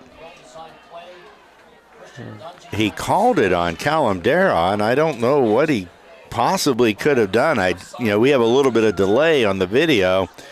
I have no idea, but that's what the call is. So Hosek getting ready to snap. Good one. Holds down. The kick is up. And the kick is good. So with 8:32 to go in the third quarter of play, the Hornets strike pay their first here in the second half and have opened up a 17-10 lead. This is Ben Bissett from Ben Bissett Chevrolet. For over 67 years, we've been serving the Mercer County area with quality sales, service, and leasing. Inventory, competitive pricing, and outstanding service, and always a great selection of pre-owned cars and trucks. And service is open late on Thursday nights and on Saturday mornings for your convenience. Find us at BissettChevy.com or stop by on Route 19 just south of Mercer, PA. That's Ben Bissett Chevrolet. Hi, this is Joe Flynn with Flynn's Tire and Auto Service. You're listening to high school football on Friday Night PA. Welcome back to Friday Night PA here, Snyder Stone Stadium, as the Hickory Hornets just took the lead here on the Sharon Tigers, now 17-10, 8:32 left in the third quarter, and we saw a similar story here in the first quarter as the Hickory Hornets had a Dungy touchdown run, and then Sharon were able to answer. Let's see what they come up with here. Yeah, the only difference I would say is that the Hornets held Sharon 3 and out on the initial drive and scored on their first possession. Now they score on the initial drive. If they can hold Sharon to a 3 and out here, that could change the tenor of the ball game. So Sharon's got a chance to answer. Let's see how they respond to the haymaker thrown by the Hornets, driving it 58 yards for a touchdown on the opening drive of the second half. Callum Dara has not kicked it deep yet. Let's see how he approaches this time. White and Hughes deep to receive for the Tigers.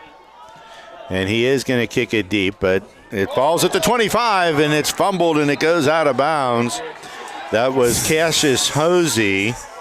He's trying to act like he didn't touch the ball there, but I think he obviously clearly touched it. Clearly grazed the ball there as it bounced out of bounds, and they're having a discussion on the sideline here, but I don't think there's much to really discuss. So the ball definitely bounced off his hand. Ball gets spotted at about the 20.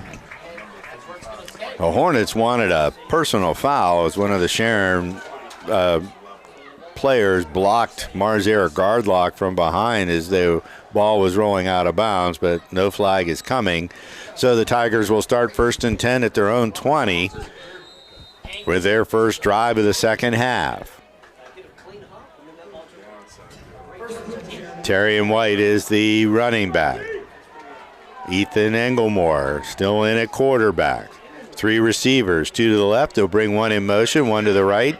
They give it to White. He's going over the left side. He bounces it outside. Coming up and making a tackle,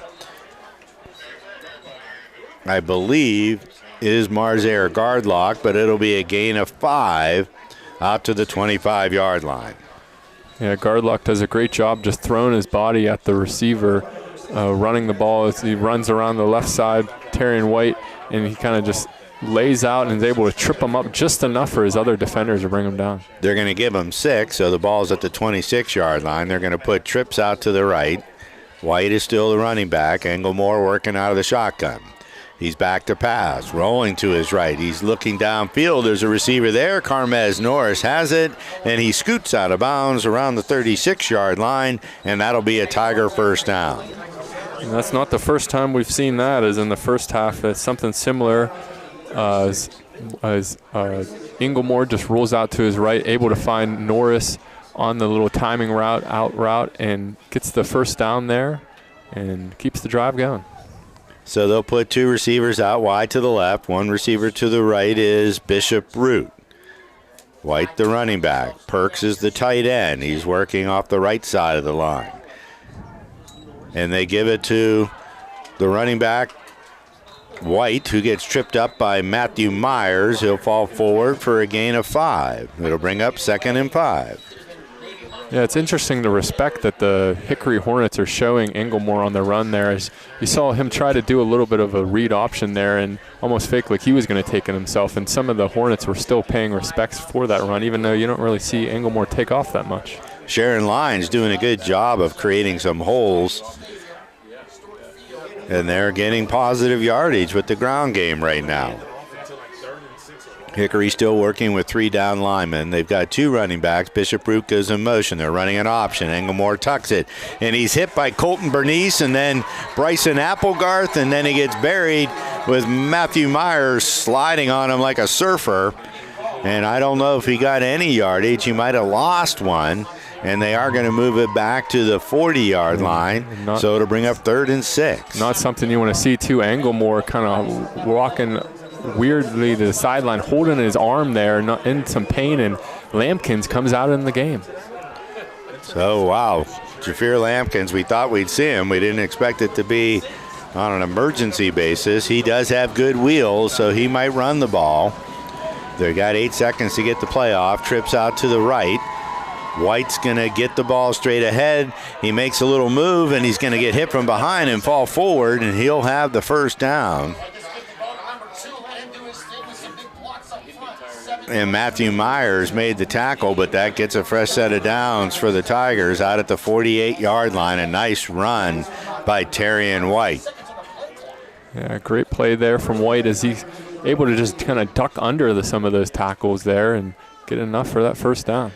And they got it off. The play clock was running down, and they were able to get it off and make a substitution at quarterback. I think that's pretty impressive. 2 receivers out to the left, 1 to the right. White goes in motion. It's an empty backfield. The ball's on the turf, and Trevor Borowitz is going to wrestle the ball away from Jafir Lampkins, and the Hornets will take over at the Sharon 40-yard line. Not something you want to see on the Sharon Tigers sideline as low snap rolls into Lampkins, and he decides to try to make a play out of it, not just fall on it, and Borowitz is able to kind of just dive on it and make the play in the end and give the Hornets possession in plus territory. So the first turnover of the second half goes to the Hornets, and it puts them inside Sharon territory to start their second drive. So not only do you thwart the drive for the Tigers with the 7-point lead, you get it back, as you said, in plus territory with Calvin Morrison. 2 receivers to the left, 1 to the right. Dungy's back to pass. He's looking deep. He rolls to his left. He's still looking. He tucks and throws it. It's intercepted by Carmez Norris. He was trying to get it to guard lock, so the Hornets give it right back.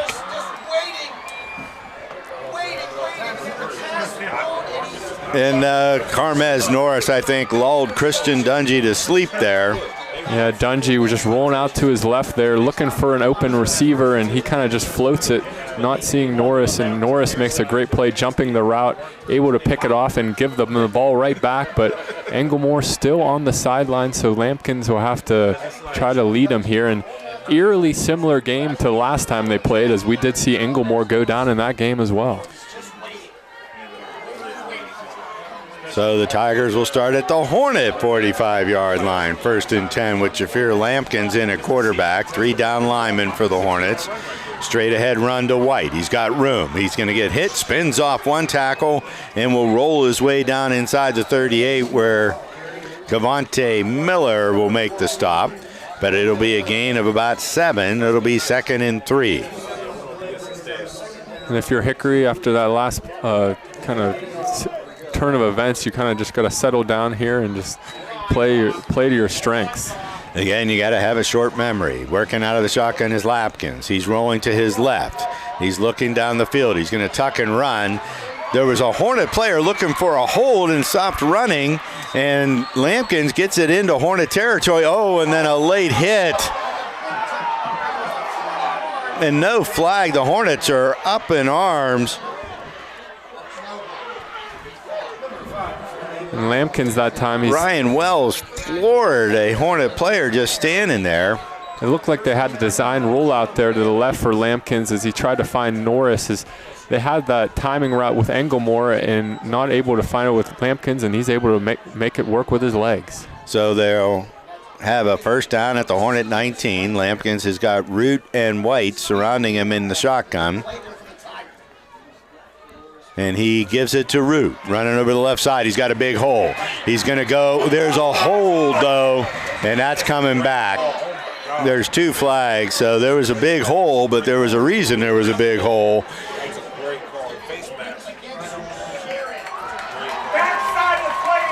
And it looked like Bryson Applegarth on the far side was held there on that play. So we've seen this season costly penalties going against the Hornets, and this time going against the Tigers. So that'll move them back from the 19. It's a 15-yard penalty, I believe. They call it a face mask.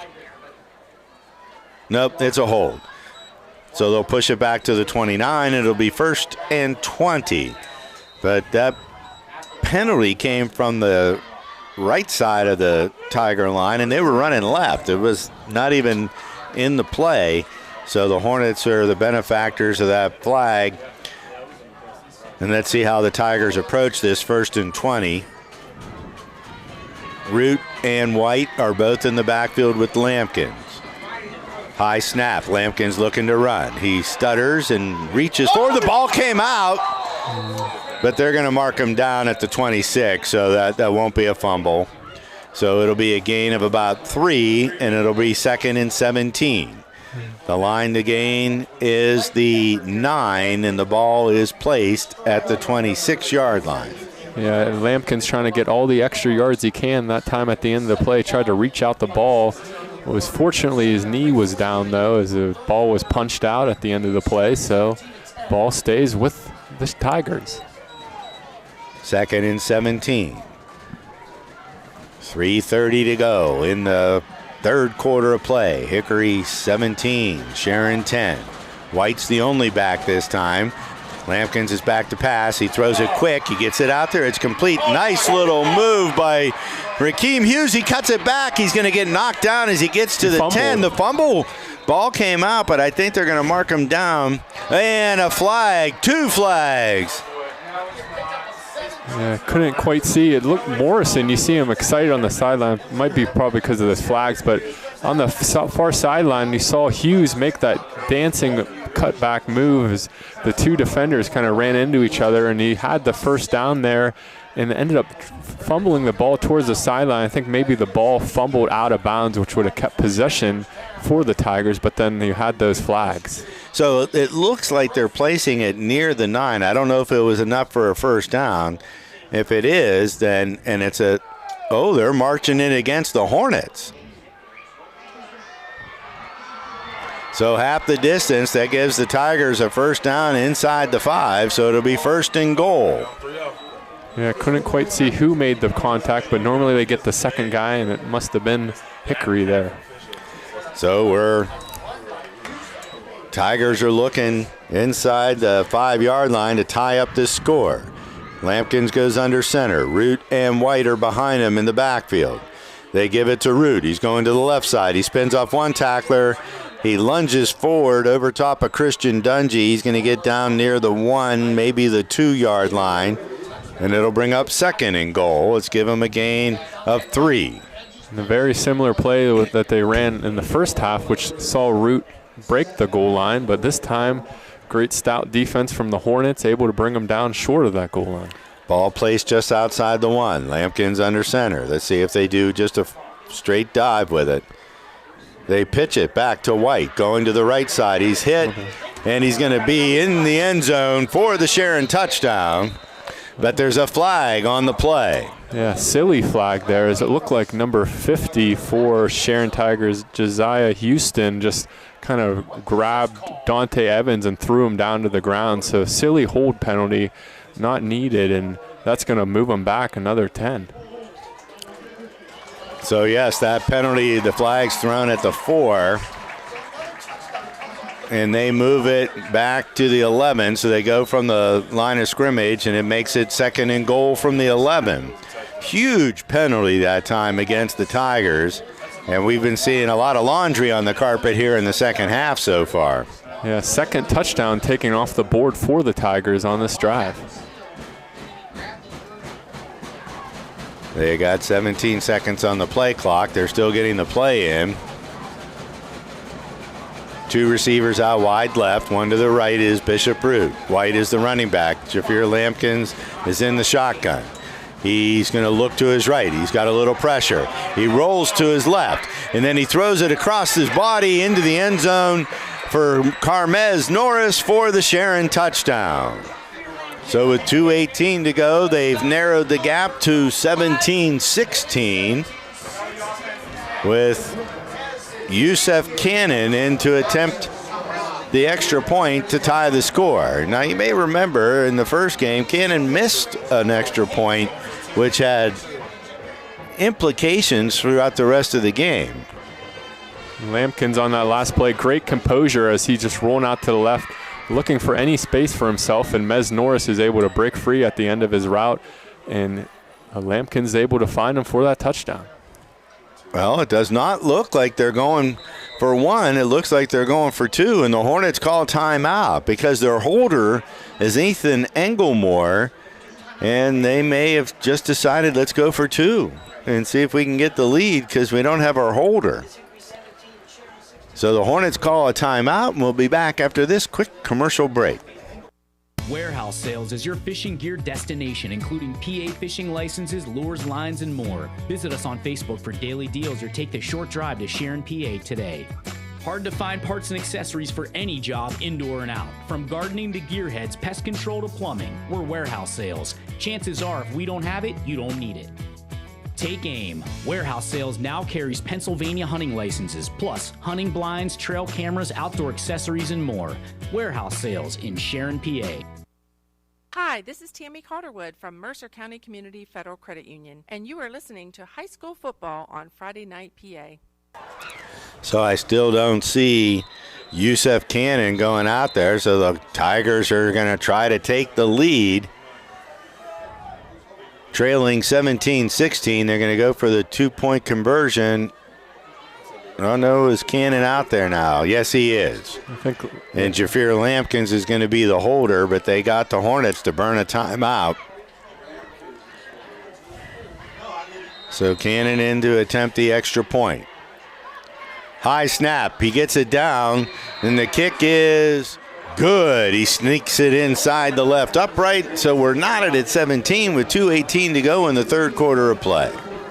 Nobody plans to get hurt at work, and when I did, I had no idea what to do. So I called the Joanno Legal Group. The insurance companies have attorneys on call. You deserve to have one too. You deserve to know your rights, and you deserve to have answers to all your questions. Call the Joanno Legal Group toll-free at 888-347-1411. There's no fee unless we settle your case or have to fight to protect your benefits. Please visit us at joannolegalgroup.com or call us toll-free at 888-347-1411. Joanno Legal Group, when you deserve more. No fee unless we win or settle your case. Hi, this is Mike Joanno from the Joanno Legal Group, and you are listening to High School Football on Friday Night PA. Welcome back, Friday Night PA audience here at Snyder Stone Stadium as the Sharon Tigers just answered on the scoreboard, now tied at 17 against the Hickory Hornets here. 2:18 left in the third quarter as the Sharon Tigers are set to kick off. So the exchange of turnovers ultimately benefited the Tigers. Hornets had recovered the fumble and then immediately gave it back, and the Tigers ended up plus 10 yards on that and were able to take it down the field and score with Jafir Lampkins at quarterback for the injured Ethan Englemore.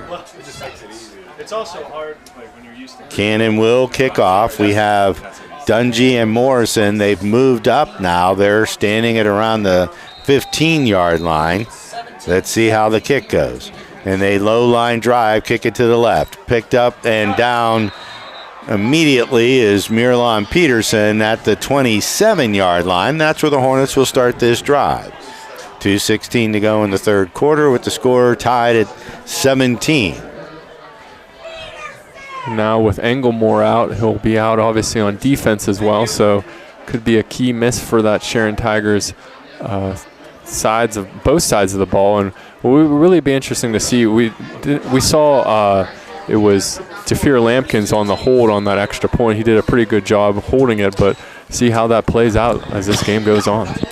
So the Hornets have Morrison in an I formation, tight receivers to the right and wide on each side. They give it to Morrison. He tries to bounce it outside. A stiff arm. Gets over the 27. He gets across the 35, and he almost breaks it. A wonderful tackle made. Touchdown-saving tackle made by Marius Best, but Morrison gets it out to the 46-yard line, a gain of 19. They're going to put it at the 48, a gain of 21. What a run by Kelvin Morrison. Yeah. A beautiful move at the 27. The defender actually fell down. He took his feet out right from under him. 1st and 10. Now they do move the ball back to the 46. Working out of the shotgun is Dungy. Oh, they looked like tried to get him to jump offside, and it looked like the Tigers were bringing a blitz. Let's see if they adjust that. 2 receivers in the pattern, 1 on each side. Dungy's going to keep it himself, hit in the backfield and brought down. And again, Marius Best with the tackle. That'll be a loss of 1, 2nd and 11. And he's made his impact so far tonight. He's done a good job making a few good tackles on Dungy and Morrison, and Tigers have done a great job just coming in waves against Dungy and Morrison. So many times you don't think Morrison or Dungy have any space, and they still able to make that space for themselves, but with those waves coming, they eventually get them down. Guard lock out wide right. Peterson to the left. They move Evans in motion from left to right, and then he shuffles on back. They give it to Morrison. He cuts it back to the right. He's got a little bit of room. Makes a move at the 50. He's going to be tackled as he gets into Tiger territory by Navion Brown. But it'll bring up 3rd and about 4. Ball's placed at the Tiger 48-yard line. We're down to 43 seconds to go in the 3rd quarter of play. Borowitz comes in. Peterson was out. He's back in. Guard lock goes out. Morrison has not left the field on offense. Tight formation to the left with the receivers. This time Dungy's going to run it to the left. He's got a little room. He gets across the 45, inside the 40. He's down inside the 30, down to the 31-yard line, and he'll pick up a Hornet first down. Jafir Lampkins ultimately tackles him, but that'll give the Hornets first down at the Tiger 31-yard line with 15 seconds to go in the 3rd quarter of play. And I expect that Coach Dungy will let the clock expire. So we're going to go into the 4th quarter of play with the score knotted 17-all between the Tigers and the Hornets. Hi, this is Joe Flynn with Flynn's Tire. We know how valuable your time is, so we've made it fast, easy, and affordable to buy tires. There's 3 easy ways to purchase tires from Flynn's. First, just drive in, because Flynn's will get you in right now. No appointment necessary. The second option, give us a call, and we'll help you select and reserve the perfect tire for you. The third option, save time and buy online at flynnstire.com. It's that easy. Just drive in, and Flynn's will get you in right now. And tell them Vinny sent you. This is Rod Jones. On behalf of Jones Performance Products, we wish all sports a healthy and safe year. We are located in West Middlesex, PA, and are the leading manufacturers of semi-truck hoods and the home to truck rods, custom hoods. Visit our website at jonesperformance.com. At Mercer County Community Federal Credit Union, we're making a difference in our community every day. From great rates on savings and checking to mortgage loans where we turn home buyers into home owners and auto loans that fit your life. We're here for you. With a credit union loan that fits your needs, budget, and lifestyle, visit us in Hermitage or Sharon and see why so many trust Mercer County Community Federal Credit Union. Making a difference in our community. Nobody plans to get hurt at work, and when I did, I had no idea what to do. So I called the Joanno Legal Group. The insurance companies have attorneys on call. You deserve to have one too. You deserve to know your rights, and you deserve to have answers to all your questions. Call the Joanno Legal Group toll-free at 888-347-1411. There's no fee unless we settle your case or have to fight to protect your benefits. All right, we'll cut off my commercial as the back to the field of play. The Hornets have a first down at the 31-yard line of the Tigers to start the 4th quarter. Dungy gives it to Morrison. He bounces it outside, then cuts it back inside. He'll get to around the 29 or 28. So give him 2, maybe 3. And you have Ryan Wells there on the stop, so give him 2. The ball will be placed at the 29-yard line. 2nd and 8. And a good job from Morrison, and a really good job from the Sharon Tigers defense, able to bottle up Morrison from getting going, and it's been a real key so far. They've been able to do a pretty good job against Morrison, but so far Dungy's been the one that's kind of stung him. What we haven't seen is that pass to the tight end, running that post pattern right up the middle. Dungy in the shotgun. Gives it to Morrison. He's got a little bit of room. He dives forward. He'll get down to around the 26-yard line. Tripped up at the line of scrimmage. Dives forward. Picks up 3. It'll be 3rd and 5 from the 26. The line to gain is the 21. Definitely 4-down territory here. Yes, and Dungy had that last pass he attempted. He threw that interception, so I'm sure Hickory on the side, they probably just want to try to run it. Won't really try to put Dungy in those situations. Again, working out of the shotgun. Dungy's going to keep it himself. He's following Calvin Morrison, and he's going to get inside the 25 and then pushed back by a host of Tigers led by Logan Perks and an Avion Brown. So the gain is to the 24, and it'll bring up 4th and 3. And this will be the play of the game so far for sure, is Hickory knocking on the scoreboard, knocking on the door here at about the 24-yard line. They need this first down, and Sharon's trying to keep the momentum that they have going on their side. Yeah, they're not going to try another 41-yarder. Morrison on the left side of Dungy. They're going to bring Evans over in motion from right to left, and then he skirts back, and there's a flag on the play. And it looked like they were signaling false start on the Hornets. And that is the call. So from 4th and 3, it becomes 4th and 8. Yeah, it just makes it a little bit more interesting. I'm sure they still aren't really afraid to run the ball with having Morrison and Dungy, but makes your options a little bit more limited on the Hickory side. Hornets are getting the play call from the sideline. They've got Peterson and Borowitz wide to the right. Evans, the tight end, on the left side of the line.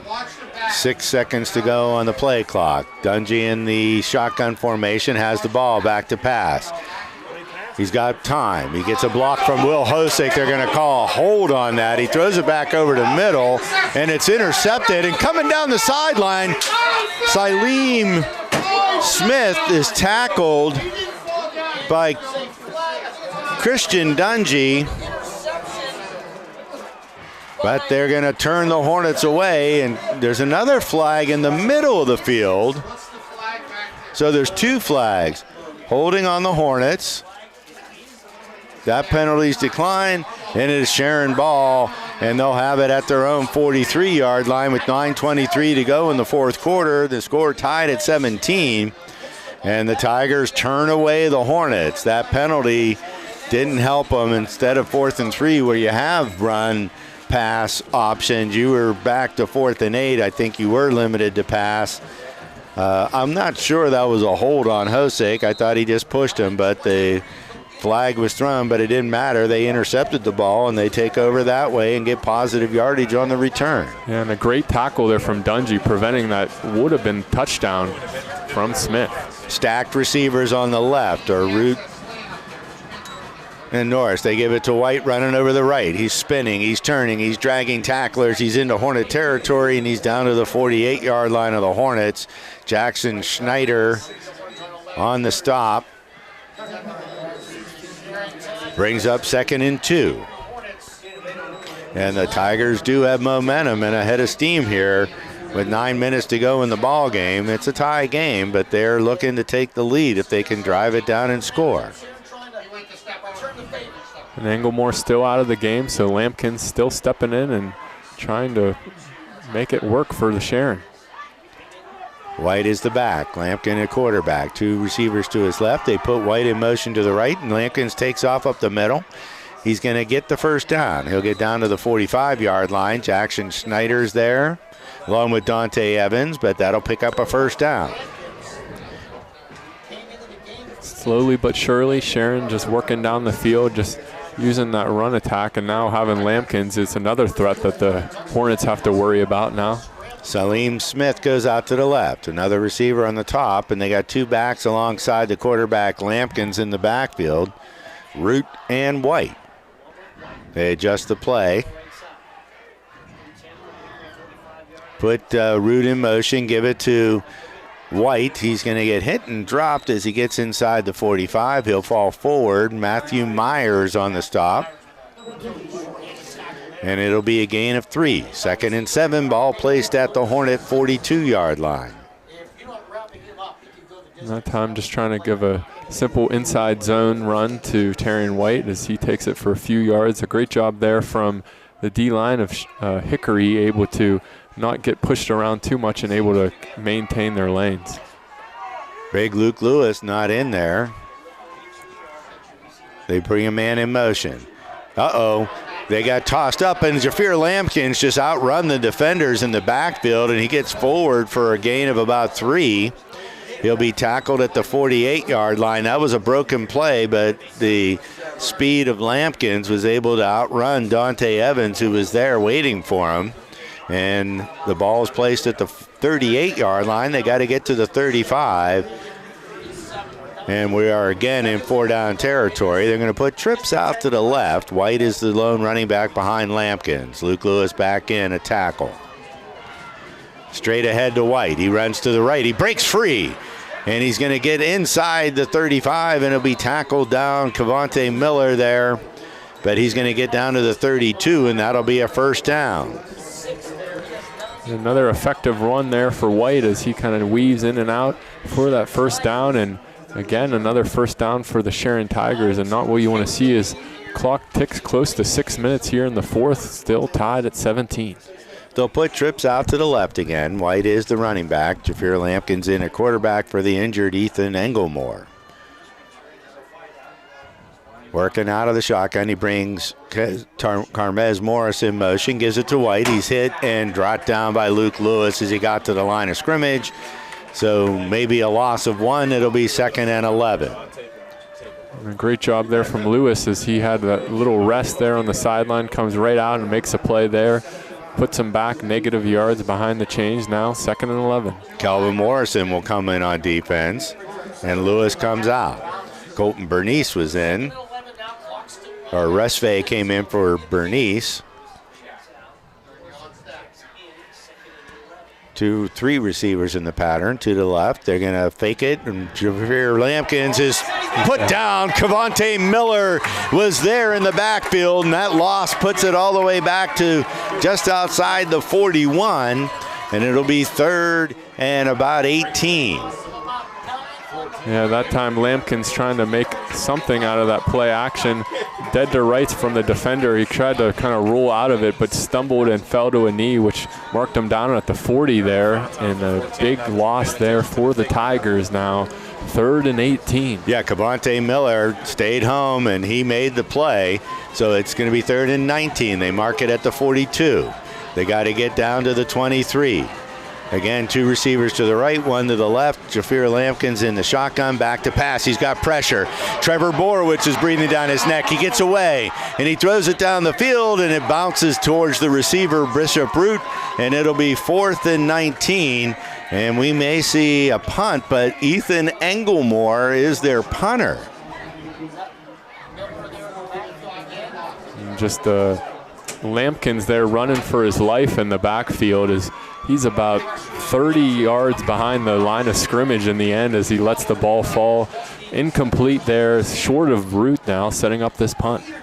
And Root is the backup punter. I watched him punting earlier. A lot of them went off the right side of his foot. Let's see what he does here in this punt with Calvin Morrison deep to receive. They roll it back there, but he scoops it up and he kicks it down the field. Morrison picks it up at the 8. He's trying to shake a tackler, and he can't. And he's going to be brought down at the 5. So he's going to lose 3 yards. If he shakes that tackler, he might have had some room to move, but they've got the Hornets pinned back deep, and what a great job by Bishop Root to field that ground ball that came back to him. and get the punt off. Yeah, in the end, it probably was just Morrison's confidence going against them there as he tried to field that and make a play. Probably should have just let it roll into the end zone, and he's eventually tackled inside the 5-yard line now. It gives them a little bit of a tricky field position, though, as they're inside the 5. Yeah, I don't know if you let it roll because it might not, because the ball doesn't roll true. But either way, the Hornets have the ball back with 4:40 to go in the ball game, and the score tied at 17. Morrison is the running back. Dungy the quarterback.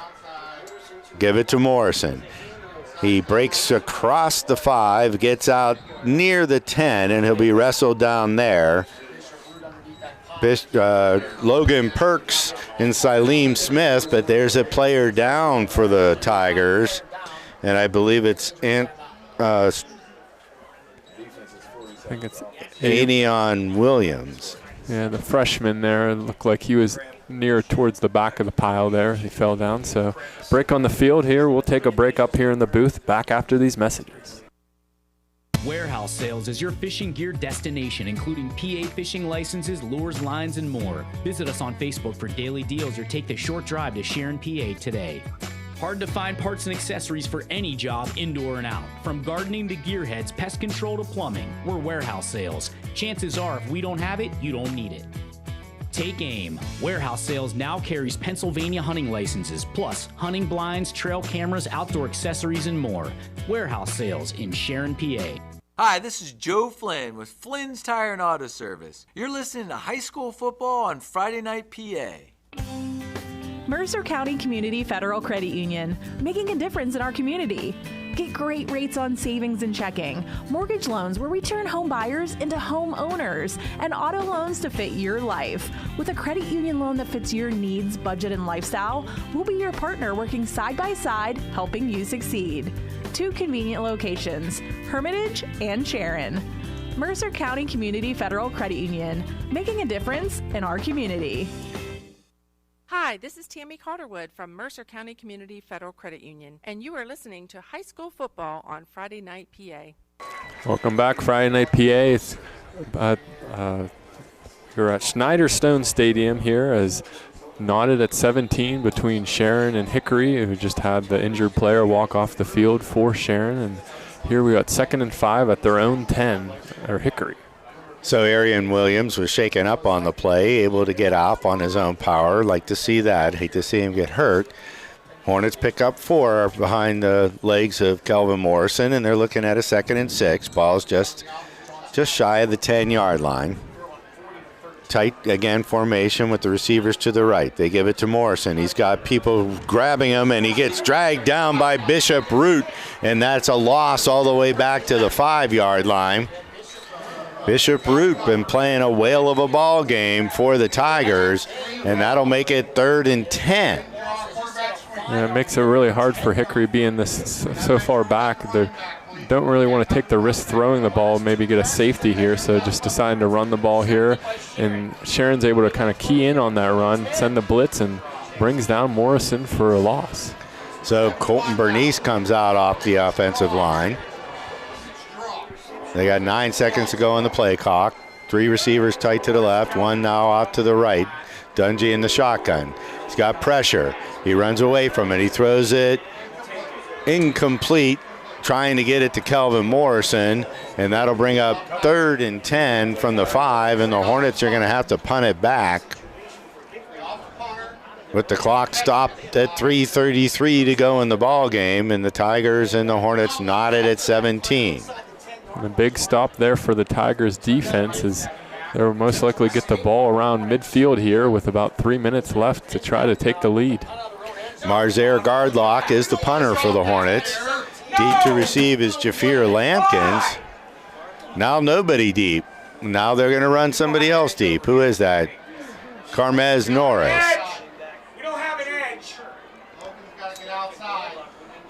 Gardlock with the rugby-style punt. It's going to bounce at the 40 and bounce backwards and go out of bounds near the 36, 37-yard line, where the Tigers will have it in good field position with 3:26 to go. The Hornets have 2 timeouts. The Tigers have 3.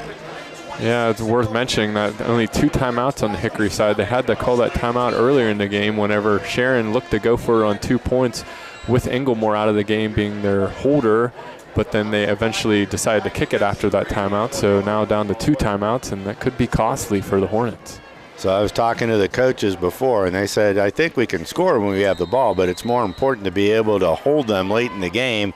And this is the exact situation that they were talking about. Trips out to the right. Lampkin's working out of the shotgun with White behind him.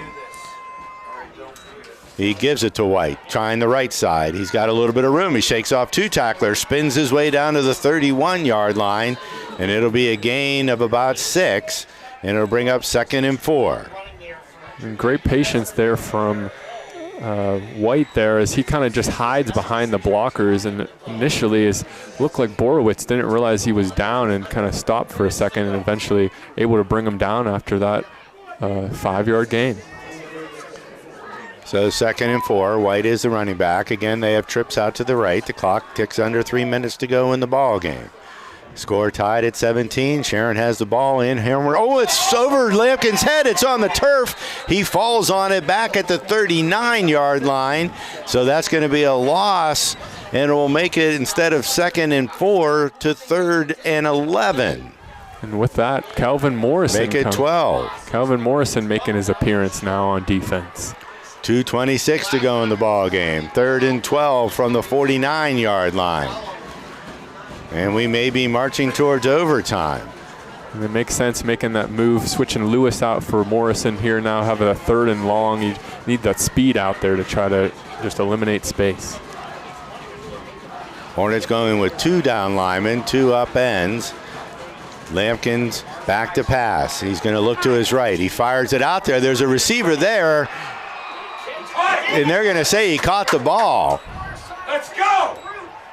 Bishop Root with a tremendous catch. It looked like he bobbled it, but he was able to pull it in, and that gives him a 1st down at the 24-yard line. 1:47 to go in the ball game. And a big play there for the Tigers as he was able to run the receiver off, looking to do a fly pattern, broke it out, and Lampkins put the ball right where he needed to. Trips out to the left this time. 1:30 to go in the ball game. 17 all. They give it to White, trying the right side. He's got a little bit of room. He gets down to the 20. So it'll be a gain of 4. 2nd and 6. As the clock moves to 1:15 to go in the ball game, with the score tied at 17. And the Tigers probably well within field goal range now, but obviously still Inglemore out of the game, so have your backup holder in. How much do you trust them? And they're not calling timeout. They're going to let the clock milk down. They're under a minute. We're at 54 seconds. They still haven't snapped it.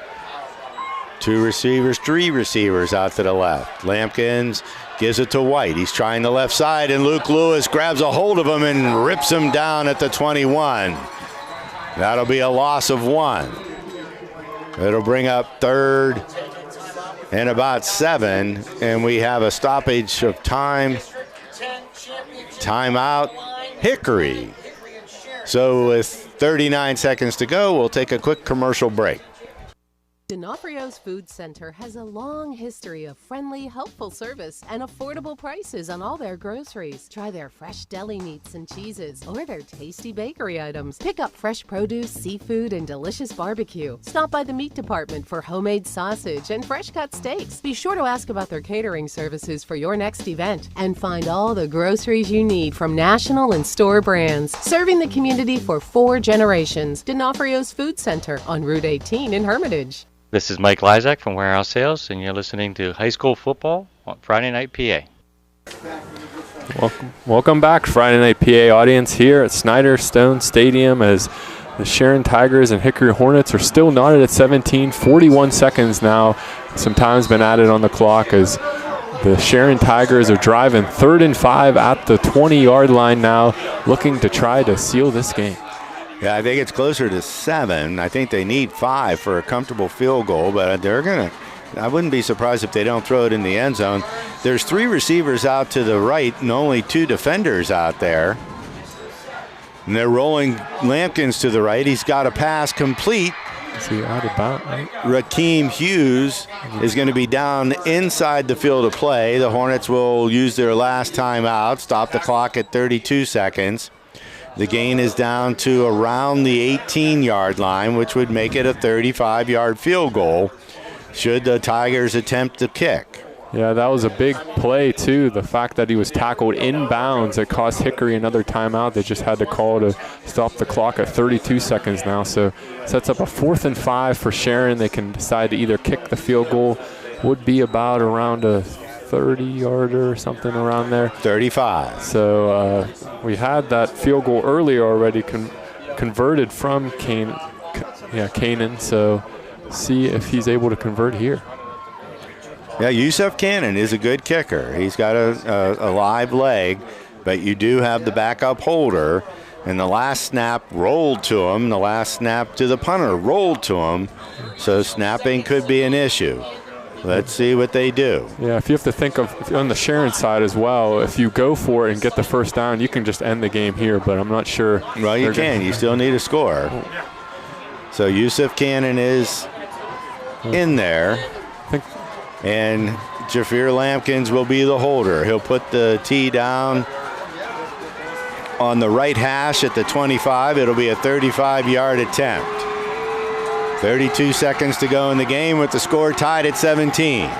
Good snap, holds down. The kick is up. It looks like it's going through the upright. So with 28 seconds to go, the Tigers take the lead 20-17.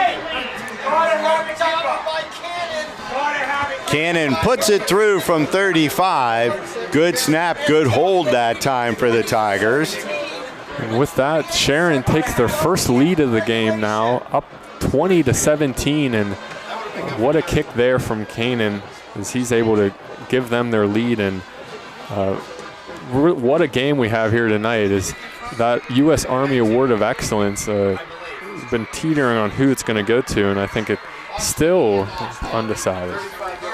Well, a scoreboard showing one timeout left for the Hornets. I have them out of timeouts.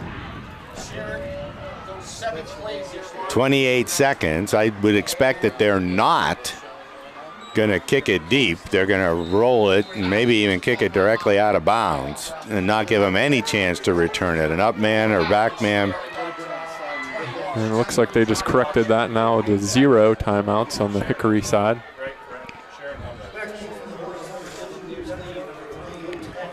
Cannon will kick off for the Tigers. Sharon now leads 20-17 with 28 seconds to go. I can't even imagine this ball is going anywhere to those guys. I'm just telling you, watch the reverse.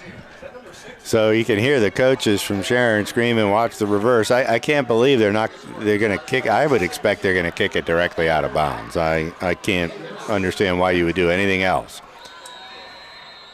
And Cannon kicks it up the middle towards the out of bounds, and it goes out of bounds, and that'll be a flag.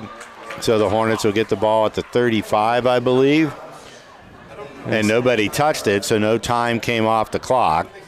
Yeah, smart job from Dungy there. I'm not sure he was really meaning to go all the way out of bounds, as if he would have kicked it in bounds, at least some time would go off the clock. But this way, no time goes off the clock. So give them 28 seconds here to get 3 points. So the Hornets will either take it where it goes out of bounds or from where they kicked it. It should go to the 35.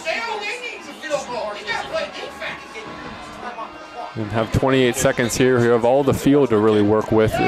Really, you have about 12 seconds if you want to try to throw towards the middle of the field and spike it. So have to be careful here. Well, they're actually going to make them re-kick it. So that'll move the ball back to the 35 for the kick. Offsides is the call for kicking it out of bounds. So Cannon will re-tee it at the 35-yard line, and let's do it again. I think the Hornets are trying to see if they can be in a position where they can pick up that ball and try to return it, because they have at least 2 guys back there who are capable of taking it to the house at any time. Game's not over. This is high school football after all. And Cannon this time kicks it up the middle. Kelvin Morrison stops it, picked up by Marzaire Gardlock. He's going up the middle of the field. He gets out to the 45. And with 21 seconds, the Hornets will have the ball at their own 45 or 46 yard line, 46. But they need to get it all the way down to the 18 to really be in Callum Darraugh's range in 21 seconds. So you would think they're going to try to at least work the sidelines real quick, get some quick yardage and stop the clock and see if they can inch it closer towards the goal line. Morrison is in as a running back. 3 receivers in the pattern. Timeout, Sharon. So with the timeout in play, we'll go to this commercial break and bring you back to the last 21 seconds of the ball game.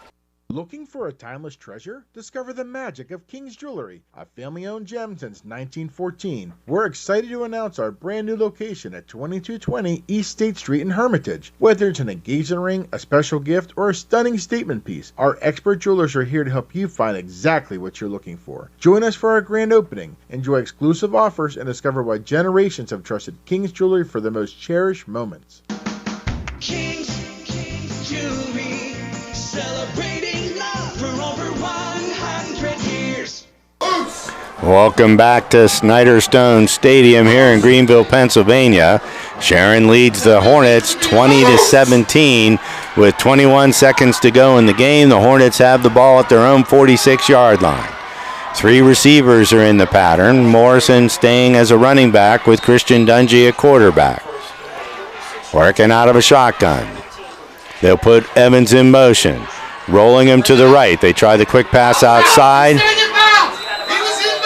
And they're going to mark him out of bounds at the 49-yard line of the Tigers with 15 seconds to go in the ball game. So that took 6 seconds. They could probably do 2 more of those before trying to go for a long throw, but most likely you need at least 1 chunk play, so see what the defense gives you.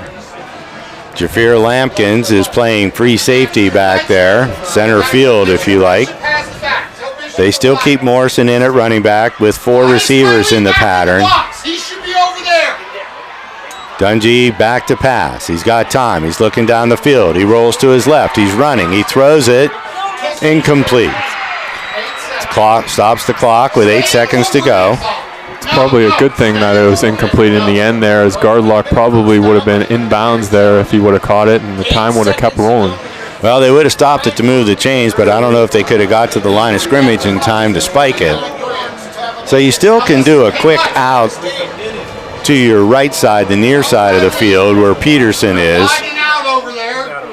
and move a little bit closer. I've seen Christian Dungy throw the ball. He's capable of getting it to the end zone from here. Gardlock and Borowitz out wide to the left. Peterson to the right. Snap, and they call timeout with 7 seconds to go in the game.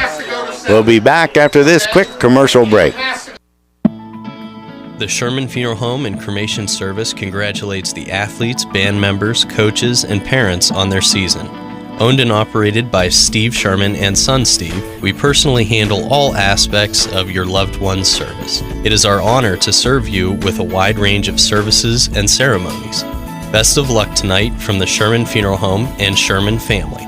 Sherman Funeral Home located on Highland Road in Hermitage. This is Ben Bissett from Ben Bissett Chevrolet, and you're listening to High School Football on Friday Night PA. Hi, this is Rod Jones from Jones Performance Products, and you're listening to High School Football on Friday Night PA. All right, we're back here at Snyder Stone Stadium for the final 8 seconds of the ball game. I'm going to throw something out there that's entirely crazy. But when you have your receivers running sprints and you have Kelvin Morrison in the backfield, something's telling me why not give him the ball and see if he can create space and see if he can break it off. And he's working in an I formation behind Christian Dungy. At least have him be there as a safety valve. If he gets the ball in open field, you don't know what could happen. Dungy back to pass. He's going to throw it. They're looking for the ladder. He throws it forward. The clock's running. The clock should have stopped with the first down. Let's see what they say. Well, I wonder because the clock should stop, but then obviously he kind of threw it And the forward. officials are calling. Joe Lombardi is saying the game is over, and the Sharon Tigers are your District 10 champions for 2025. No, hold on a second. Sharon's celebrating, but they're gonna. Let's see what they're doing. Are they pulling the officials off the field? Yes, they are. So Sharon wins the game 20-17, and what a ball game it was. What a ball game between these two sides, and a player of the game award that we'll have to award for that Sharon Tiger side. I think for my vote, it would have to go to number 7, Carmez Norris. He had the touchdown catch and also an interception. You would go for Bishop Root on your side, so I think we'll have to debate that. We'll get Chuck to be the tiebreaker and see what he has to say, and we'll be back after these quick commercial messages. This is Ben Bissett from Ben Bissett Chevrolet. For over 67 years, we've been serving the Mercer County area with quality sales, service, and leasing. Inventory, competitive pricing, and outstanding service, and always a great selection of pre-owned cars and trucks. And service is open late on Thursday nights and on Saturday mornings for your convenience. Find us at BissettChevy.com or stop by on Route 19 just south of Mercer, PA. That's Ben Bissett Chevrolet. Hi, this is Joe Flynn with Flynn's Tire. We know how valuable your time is, so we've made it fast, easy, and affordable to buy tires. There's 3 easy ways to purchase tires from Flynn's. First, just drive in, because Flynn's will get you in right now. No appointment necessary. The second option, give us a call and we'll help you select and reserve the perfect tire for you. The third option, save time and buy online at flynnstire.com. It's that easy. Just drive in and Flynn's will get you in right now. And tell them Vinny sent you. Looking for a timeless treasure? Discover the magic of King's Jewelry, a family-owned gem since 1914. We're excited to announce our brand new location at 2220 East State Street in Hermitage. Whether it's an engagement ring, a special gift, or a stunning statement piece, our expert jewelers are here to help you find exactly what you're looking for. Join us for our grand opening. Enjoy exclusive offers and discover why generations have trusted King's Jewelry for the most cherished moments.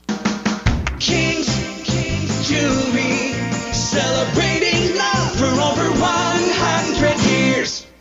This is Rod Jones. On behalf of Jones Performance Products, we wish all sports a healthy and safe year. We are located in West Middlesex, PA, and are the leading manufacturers of semi-truck hoods and the home to truck rods, custom hoods. Visit our website at jonesperformance.com. This is Ben Bissett from Ben Bissett Chevrolet, and you're listening to High School Football on Friday Night PA. Welcome back to Snyder Stone Stadium, where the Sharon Tigers have defeated the Hickory Hornets 20-17 on a late field goal by Yusef Keenan from 35 yards out to give the Tigers their first District 10 championship in the last 3 years. The Hornets had won the last 2. Sharon won the one before that. Kevin's on his way down to the field, and after talking to Chuck, we came up with our player of the game, Bishop Root. And it could have been about 3 other people as well, couldn't it? Yeah, oh yeah, Yusef Kanan was in the discussion.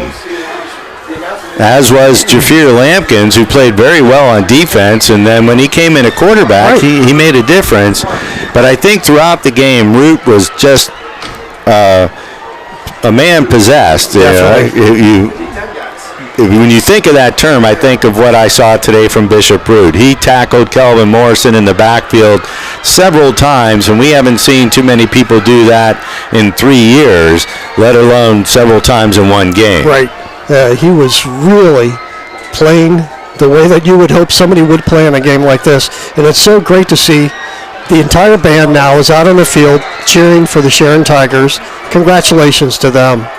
And congratulations to the Hornets for a fine season. Wow. I mean, you think of all the injuries they suffered, losing Division I caliber players, and the young kids who stepped up and played tremendous football for them. And many of these kids are coming back next year, so there's going to be the Hornet team to deal with for at least 1 to 2 more years with Christian Dungy and Kelvin Morrison and Jay.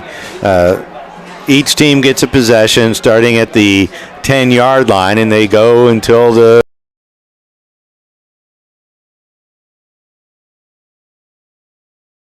hold on. If Kevin's they put on a great performance, and on the last snap of the game, it could have easily gone wide right. I was down the side of the press box with the Sharon coaches, and they were leaning that ball to make sure that it went through the uprights, and fortunately for them, it did. Well, no, and Cannon has been their kicker for 3 years, so this wasn't some neophyte or rookie stepping up. He's done it for them. To me, what would have been another mark for Jafir Lampkins is that he was the holder on the extra point. The snap was low. He scooped it up and was able to get the hold down. But then I go back to Bishop Root, the punt that pinned Hickory back at the 5-yard line. That snap rolled to him. He fielded it like a shortstop, stood up, and not just got the punt away, but he got it down inside the 5-yard line where the defenders were able to get down and tackle a very slippery Kelvin Morrison. So all in all, I think we picked the right player as the player of the game. And I see him over there. I don't know if Kevin can get a hold of him so we can do the award presentation. He's taking pictures with his family, and rightfully so. This is, something that they've worked for very hard throughout the season, and you got to applaud Sharon. Right. Yeah, this is a great victory for them. They have a beautiful trophy that the school will get to see on Monday morning, which is great for them. And then they'll advance next week. I don't know what's going on in the playoff game. I can't even remember who they're playing. But they faced an opponent in the, I don't know if it's considered the quarterfinal. It would be the semifinals. I think for the state, doesn't it go back to quarterfinal? Well, I think the quarterfinals are today for teams that don't go as far as we do at District 10. So Kevin now getting a picture with Bishop Root with the U.S. Army Award of Excellence Player of the Game Award. And let's hear what he has to say. Okay, we're back here live, Friday Night PA, Snyder Stone Stadium after the Sharon Tigers, Hickory Hornets, District 10 Class 3A championship game with Bishop Root.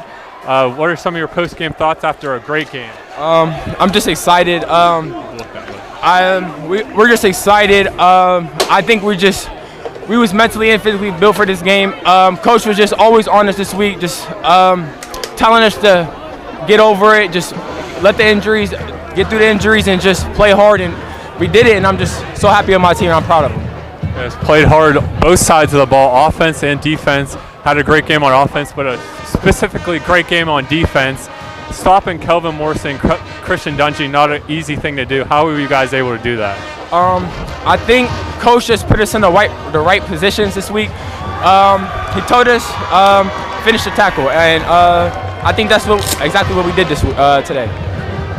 Finish the tackle. You finished the game strong for sure with that last few minutes of the game, and really finished the season strong. Fell to Hickory earlier in the season, able to defeat them now. How does a win like this? What does a win like this mean to you guys? They beat us the last 2 years, and last year I didn't get to play, and I think it hurt me a lot. And we went into this season just knowing we got to work harder, 10 times harder, and just come out here and just play to our full potential and just win. And I think we just did that perfectly fine. Can we move over? And obviously, you won tonight, defeating a tough Hickory team. How do you keep the momentum going and keep the focus the rest of these games? I think bringing the energy every week, every day.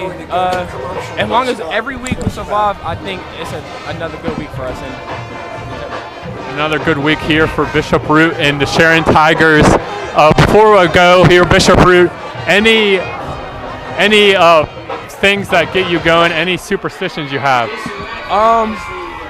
When the team built off my energy, I think that's just I think they look at me for that as a leader and another person to build it off of, and I'm just that guy to do it for them.